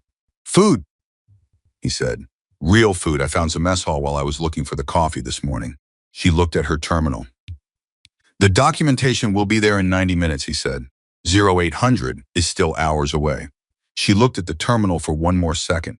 Then she stood up. She picked up the closed laptop. She walked to the door. Ryan held it open. She walked through. He walked through behind her. And in the corridor of that building, at 4:22 p.m. on a day that had started with a patch thrown on a table in a room full of laughter, Ryan Walker walked beside his sister toward the mess hall, and the distance between them was exactly the same as it had always been. Side by side, one step apart, the way they had walked to school from the end of the driveway every morning when they were children. Only now he understood which one of them had been leading. He had been leading from the front. She had been leading from everywhere else. And the world, if it was paying the right kind of attention, ran on both. They ate in the mess hall at 4:30 p.m. in the particular silence of 2 people who have been through something together that neither of them is ready to put into words yet. Ryan had a plate of food that he could not have named 30 minutes later. Claire had soup and a piece of bread that she ate methodically, the way she did most things, completely and without rushing. Nobody bothered them. Word moves through a military base the way weather moves, invisibly and everywhere at once, and whatever word had moved through Fort Liberty in the past hour had produced a specific radius of respectful distance around the table where Master Chief Ryan Walker and the woman with the contractor badges were sitting. People moved past. Nobody stopped. Trent appeared at 17 minutes in, got food, sat 3 tables away at an angle where he could see the door, and ate without looking at them. Ryan noticed this and understood it for what it was. Trent was not giving them space. Trent was running perimeter without being asked. 9 years, Ryan thought. The man had not changed once. At 4:51 p.m., Ryan's phone buzzed. He looked at a message from Hayes through the parallel channel. 4 lines. Node fully secured, physical teams on site. Cyber lockdown confirmed. Stand down from operational posture. Full written debrief from all personnel by 0800. Get some sleep. Ryan showed it to Claire. She read it. She set her spoon down. She pressed both hands flat on the table. The gesture that Ryan had now seen 3 times and understood was the thing she did when a weight she had been carrying was set down and her body needed a moment to register the absence of it. She sat like that for almost a minute. Ryan did not say anything. He waited. When she lifted her hands, she picked up the bread and finished it. It's over, he said. This part, she said. What's the next part? Counterintelligence takes Lynn and Osi apart. Over the next several weeks, she said. They work backward through every note of contact, every handler, every communication, every operation that either of them may have touched in their careers. That work takes months. It generates a report that goes to people I will never meet. And somewhere in that process, the architect of all of this, the person above OC, the person who designed the misdirection layers, gets a name attached to them. And then Ryan said, and then other people do other work, she said. Not my work, not yours. Ryan nodded. He understood the architecture of accountability, how it moved through the system, how it eventually arrived at consequences that looked, from the outside, like nothing had happened, because the most important work in the world is designed to be invisible. The debrief you're writing, he said. 0800, she said. Hayes said, get some sleep. Hayes said the debrief is due at 0800. He said both. I'll sleep after, she said. Ryan looked at her. Claire, he said. She looked back at him. You have been awake for over 30 hours, he said. You identified a manipulated intelligence package, traced a source loop, closed a relay bridge, built a parallel communication channel, identified a mole, decoded an outbound transmission that connected a validator to an 11-day infiltration, and found a secondary target that the entire operation was designed to protect. You did all of that in under 24 hours. He paused. Write the debrief tomorrow. She held his gaze. The debrief is evidence, she said. The methodology I used to close that relay bridge and the analysis chain that identified the communications node, that all needs to be documented while it is fresh. If I sleep first, I will lose the texture of some of the intermediate steps. The texture matters. Then record it, he said. She looked at him. Talk it through into a recorder. Voice memo. Everything you did in sequence while it is still fully present. Then sleep. Then write the formal version from the recording in the morning. He paused.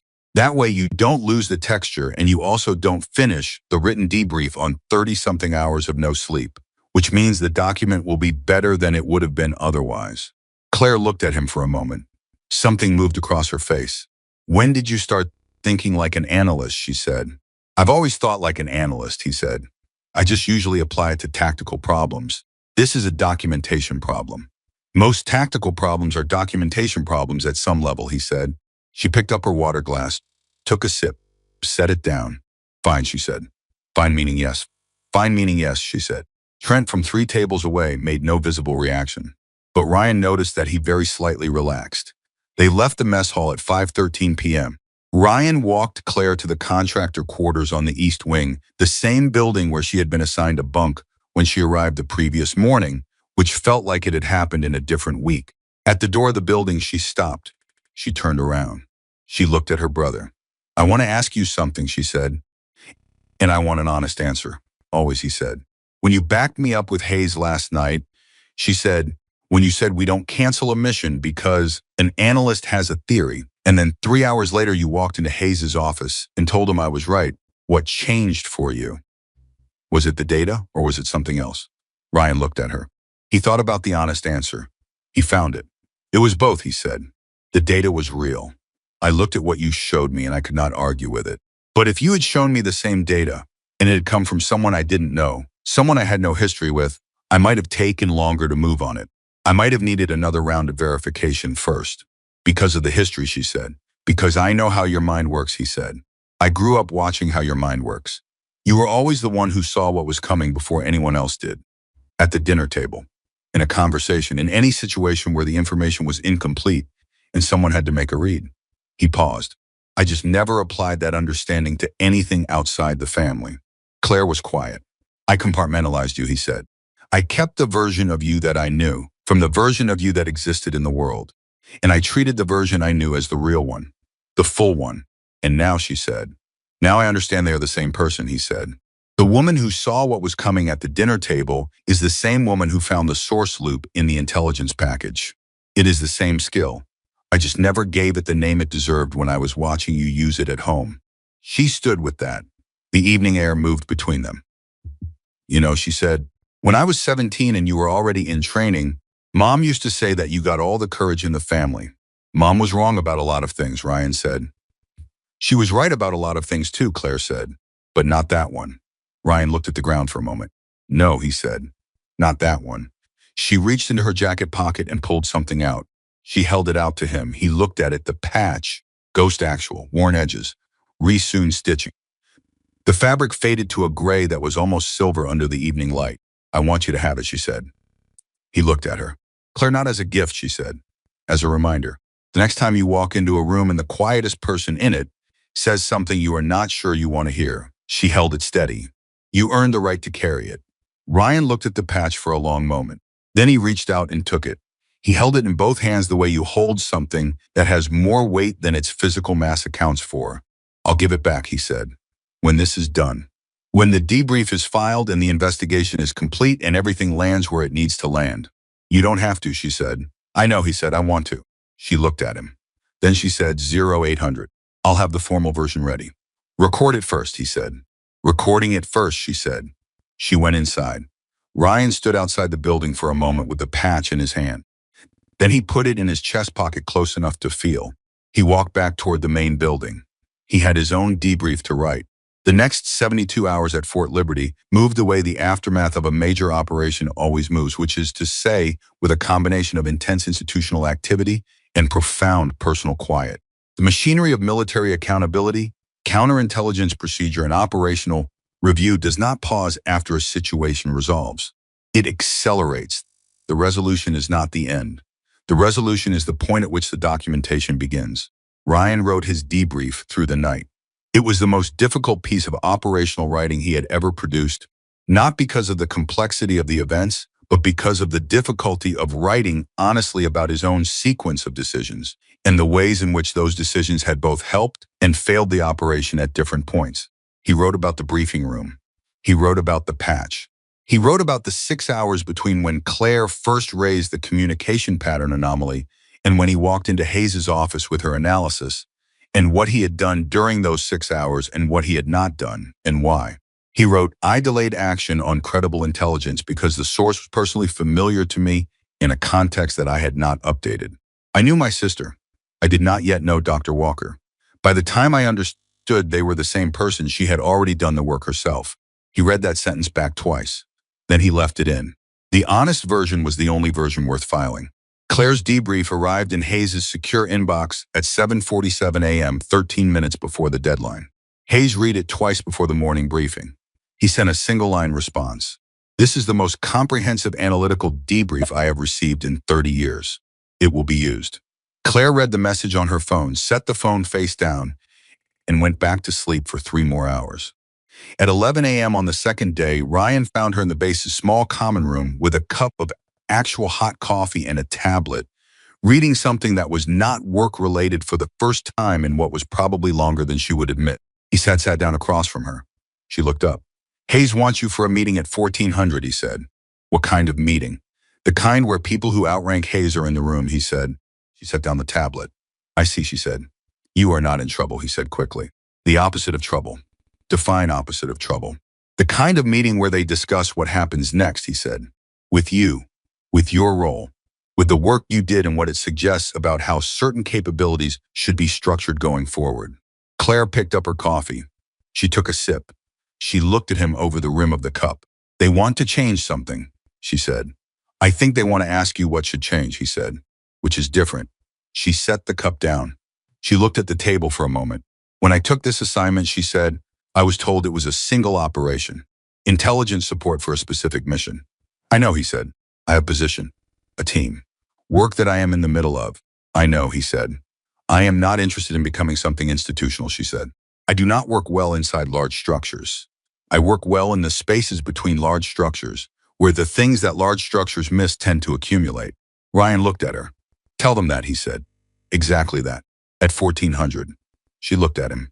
You think they'll listen, she said. I think, he said, that you have spent the last 36 hours demonstrating exactly why they should listen to you.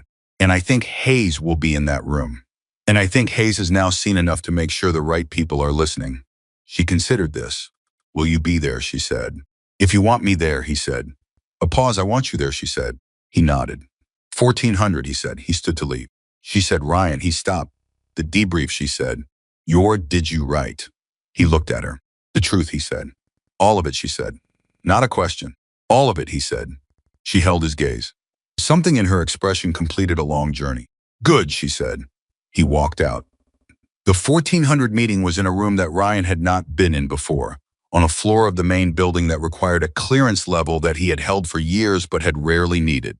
The people in the room when he and Claire arrived were 4 in number, not counting Hayes, who was already there, and who looked at them when they came in with an expression that said he had been in this room for a while and had been managing it on their behalf. Ryan did not know all 4 people by name. He knew them by type. The particular type of person who exists in the upper reaches of the military and intelligence structure, where rank markers become less visible and the authority they carry becomes more ambient, felt in the quality of the room's attention when they speak rather than the hardware on their uniforms. One of them, a woman in her 60s with the specific bearing of someone who has made consequential decisions for a very long time and is comfortable with that, looked at Claire when she sat down and said, "Dr.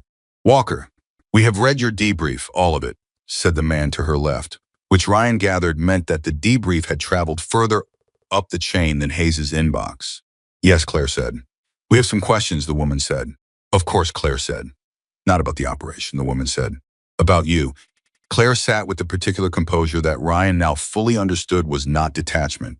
It was presence so complete that it looked like stillness from the outside. "Ask," Claire said. What followed was 45 minutes of the most substantive professional conversation Ryan had ever sat in a room with. The 4 people asked Claire about her methodology, about how she had learned to read the behavioral pattern and system logs, the way she described in the debrief, about the Djibouti operation, which they had clearly already read about in detail, about the decisions she made under the 2-hour time compression, about her assessment of the architectural sophistication of the operation they had unraveled, and what it suggested about the people behind it. Claire answered every question, directly, completely, without performing modesty and without overstating. She said, "I don't know," 3 times across the 45 minutes, which was, Ryan thought, exactly the right number of times for someone who actually understood the limits of their own knowledge. At the 46th minute, the woman said, "What do you need?" Claire blinked. It was the smallest possible tell. A single blink that registered the shift from being questioned to being asked. "I need to explain what I mean by that question before I answer it," Claire said. "Go ahead," the woman said. "Most people who ask an analyst what they need are asking about resources," Claire said. "Computational access, budget infrastructure. I want to understand if that is what you are asking." "It is part of what I am asking," the woman said. "Then the resource answer is this," Claire said. "I need access to raw data rather than summarized packages. Every time in my career that I have found something important, I have found it in the layer below the summary. The summary is created by someone who has already decided what matters. The raw data has not decided anything yet." She paused. The intelligence package for Operation Silent Horizon cleared 4 analytical teams because every one of those teams was working from the summarized version. Nobody was in the raw logs. The room was quiet. "That is a structural observation," the man to the woman's left said. "Yes," Claire said. "You are describing a gap in the review architecture."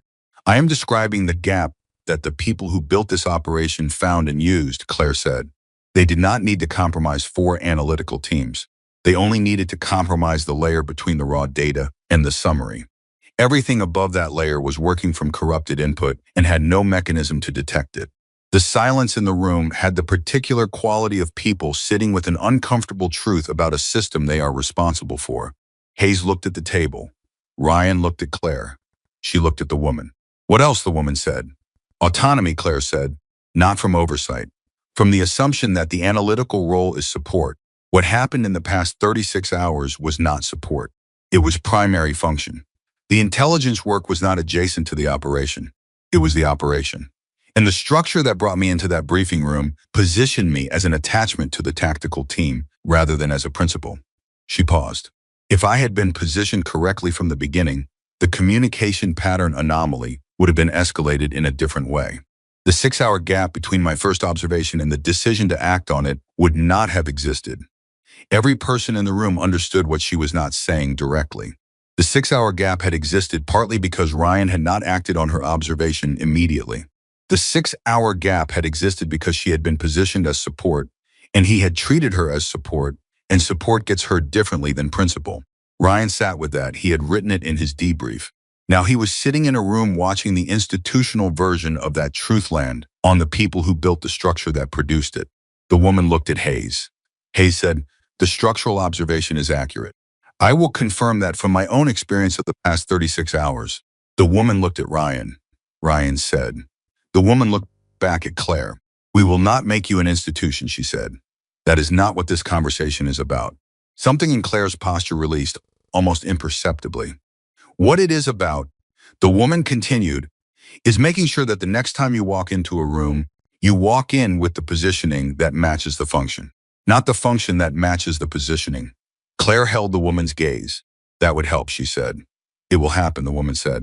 She said it the way people say things when they are not describing an intention but a decision that has already been made and is being communicated. The meeting ended at 14:53 p.m. In the corridor outside, Hayes walked beside Ryan and Claire for a moment and then stopped, turned, and looked at Claire directly. "One more thing," he said. She waited. He reached into the breast pocket of his uniform and produced a folded document. He held it out to her. She took it, unfolded it. Ryan leaned slightly to read it over her shoulder. It was an official commendation. The language was the formal, compressed language of military commendation documents, which said a great deal in very few words and meant all of them. In the section that named the actions being recognized, 4 lines had been written in the specific terms that Hayes had clearly chosen very carefully. Exceptional analytical performance under operational pressure, identification and neutralization of multi-layer intelligence compromise, prevention of civilian infrastructure attack affecting a regional population of 400,000, identification of secondary military target preventing significant capability degradation. And at the bottom in the line reserved for the name under which the commendation was filed, not Dr. C. Walker, not Intelligence Specialist Walker. Ghost Actual. Claire read it. She read it again. She folded it carefully along the original fold lines. She put it in her jacket pocket. She looked at Hayes. "Thank you, sir," she said. "It does not begin to cover it," Hayes said. "But it is a start." He walked away down the corridor. Ryan stood beside his sister, had her hand over her jacket pocket, over the folded document, the same way you put your hand over something you want to make sure stays where you put it. "Hey," Ryan said. She looked at him. He reached into his own chest pocket. He pulled out the patch. He held it out to her. "I told you I'd give it back," he said. She looked at the patch. Then she looked at him. "I said you didn't have to," she said. "I know, you should have it. It belongs with you. It has always belonged with you." She looked at it for another moment. Then she took it. She turned it over in her hands. The worn fabric, the re-sewn edges, the silver gray of the letters. "Ghost Actual. You know," she said, "when they gave me this, it's the team in Djibouti. They didn't make a ceremony of it. One of them just left it on my equipment bag one morning. No note, no explanation. I didn't even know who put it there." "How did you know it was from them?" Ryan said. "Because that same morning, every single one of them stopped and looked at my bag on the way out the door," she said. "Nobody said anything, but they all looked. Ryan was quiet. That's how they said thank you," she said. "In a room full of people who don't say thank you out loud." She closed her hand around the patch. "I understood it," she said. "I understood it exactly." Ryan looked at his sister standing in a corridor with a commendation in her pocket and a call sign in her hand, 34 years old, 38 hours of almost no sleep. The same person who had stood at the end of the driveway every morning when they were children, and he thought about all the years he had spent believing that the strength that mattered was the kind you could see, the kind that walked into rooms first, the kind that wore its evidence on the outside. He thought about what it had cost her to work in a world that was built around that belief. Not just in the past 36 hours, for 11 years. "Claire," she looked at him. "I'm sorry," he said, "for all of it. Not just the patch, not just the briefing room. For the 11 years before it where I knew you were doing something important and I never once asked what it was." She held his gaze. "You couldn't ask," she said. "Most of it was classified." "I'm not talking about the details," he said. "I'm talking about the asking, the willingness to try to understand. I never tried." She was quiet. He had said the easy version last night. "I was wrong about you." Clean. Simple. The kind of thing you can say and feel like the account is squared. This was the harder version. This was the part where you name exactly what you did and exactly what it cost the other person. And you do not let the naming be comfortable. Claire looked at the wall for a moment. Then she looked back at him. "You're trying now," she said. "Trying," he said, "not succeeding." "Trying is how succeeding starts," she said. "That's actually how it works." You don't get to start from success. He looked at her. When did you get wise? He said. Approximately 11 years ago, she said. When I stopped waiting for the rooms I was in to validate me and started being more interested in the work than the validation. Ryan laughed. It surprised him. The laugh came from somewhere genuine, the kind that happens when something lands exactly right. She smiled, a real one. The first full, unguarded smile he had seen from her in longer than he could remember. It lasted about 3 seconds. Then she said, I need to sleep. Yes, he said, you do. Tomorrow I want breakfast.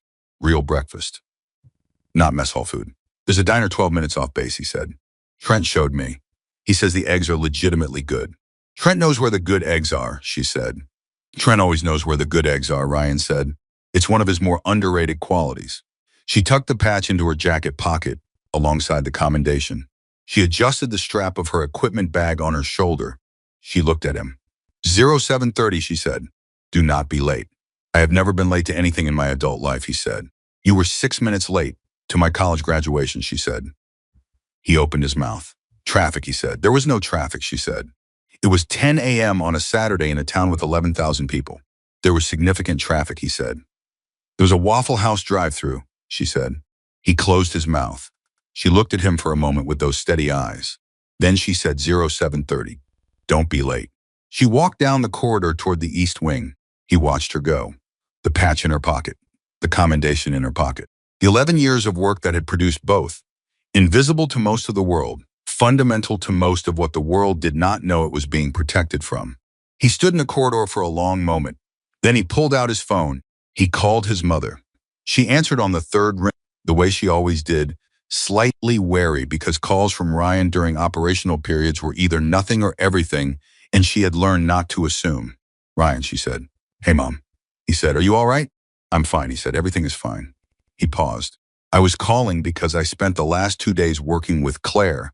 A pause on the other end. How is she? His mother said. Ryan looked down the corridor where his sister had just disappeared around the corner. She's incredible, he said. A longer pause. I know, his mother said quietly. I've always known. Ryan pressed his lips together. Yeah, he said, I'm catching up. He heard his mother exhale. The kind of exhale that carries a decade of hoping inside it. She saved a lot of people, Mom, he said.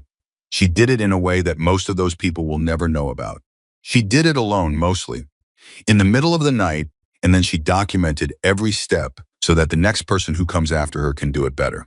Silence on the line. That's Claire, his mother said. That's always been Claire. I know, Ryan said, I know that now. He talked to his mother for 11 more minutes. By the time he hung up, the corridor was empty, and the base had moved into evening, and somewhere on the east wing, his sister was sleeping the sleep of someone who had given everything she had and knew exactly what it was worth. The debrief was filed. The node was secured. Lynn was in custody, talking the way Claire had said he would. OC was in custody, not yet talking, but the counterintelligence team had time and evidence and patience, and those three things together had never yet failed to produce a result. The operation was over. The world did not know. The world rarely knows about the operations that succeed. Success is invisible. The catastrophe that did not happen leaves no mark. 400,000 people would drink clean water the next morning without knowing that the water was clean, partly because a woman in contractor clothing had spent 37 hours in a series of rooms that most of them would never be cleared, to enter following threads that most of them would never know existed. That was the work. That had always been the work. Ghost Actual. Not a name for someone who disappeared because they were weak. A name for someone who moved through the shadows, because the shadows were where the real work happened, where the things that threatened the world tried to hide, where only the people patient enough and sharp enough and brave enough to follow the data wherever it led could find them and stop them before they became catastrophe. Ryan Walker went back to his bunk that night and lay on his back in the dark and held the understanding that the last 2 days had given him the way you hold something you know you are going to carry for the rest of your life. He thought about the patch on the table. He thought about the laughter in the room. He thought about the 6-hour gap. He thought about the moment in Hayes' office when a military commander had rendered a salute to a civilian analyst in contractor clothing, and the way Claire had said, "Thank you, sir," in the voice of someone who understood that the gesture was not the recognition was the work itself, and the gesture was just the world finally catching up. He thought about her at the end of the driveway every morning. He thought about what she had said. I know. I've always known. She had known then. She had known who she was and what she was capable of long before any room she walked into was willing to see it. She had simply kept walking into rooms until one of them finally did. At 0728 the next morning, Ryan Walker was already in the parking lot outside the diner 12 minutes off base, 2 minutes early, standing beside a truck that Trent had loaned him for the morning. At 0730 exactly, Claire walked through the diner's front door. She looked at him through the window. She was wearing civilian clothes. Her hair was down. She looked like someone who had slept deeply and woken up on the other side of something. She looked like herself, her full self, the version that had been there the whole time. She held up 2 fingers to the server and pointed at a booth by the window, the universal language of two people who know exactly what they want, and sat down without waiting. Ryan walked in. He sat across from her. The server brought coffee. Claire wrapped both hands around the cup. She looked at her brother. He looked at his sister. Outside, the morning was doing what mornings do, moving through the ordinary world with complete indifference to what had happened inside a classified base nearby. In corridors and terminal rooms and maintenance facilities, and a mess hall and a 12-minute drive from here. The world did not know. The world was safe. And Ghost Actual was having breakfast. Some people lead from the front, visible and loud, their strength announced by the ground they take and the rooms they command. And the world needs those people. The world is built in part by those people. But there is another kind of strength, the kind that does not announce itself. The kind that moves through the spaces between the visible things, that sees what others miss because it is not busy being seen, that speaks when it is time to speak and not before. That works through the night in rooms that history will never fully record. The kind that carries a worn patch in a jacket pocket and a commendation beside it and a call sign that fits because it is true. Ryan Walker had spent 20 years believing he knew what strength looked like. He had been right about part of it. It had taken his sister to show him the rest. And the rest, it turned out, was the part that saved everyone.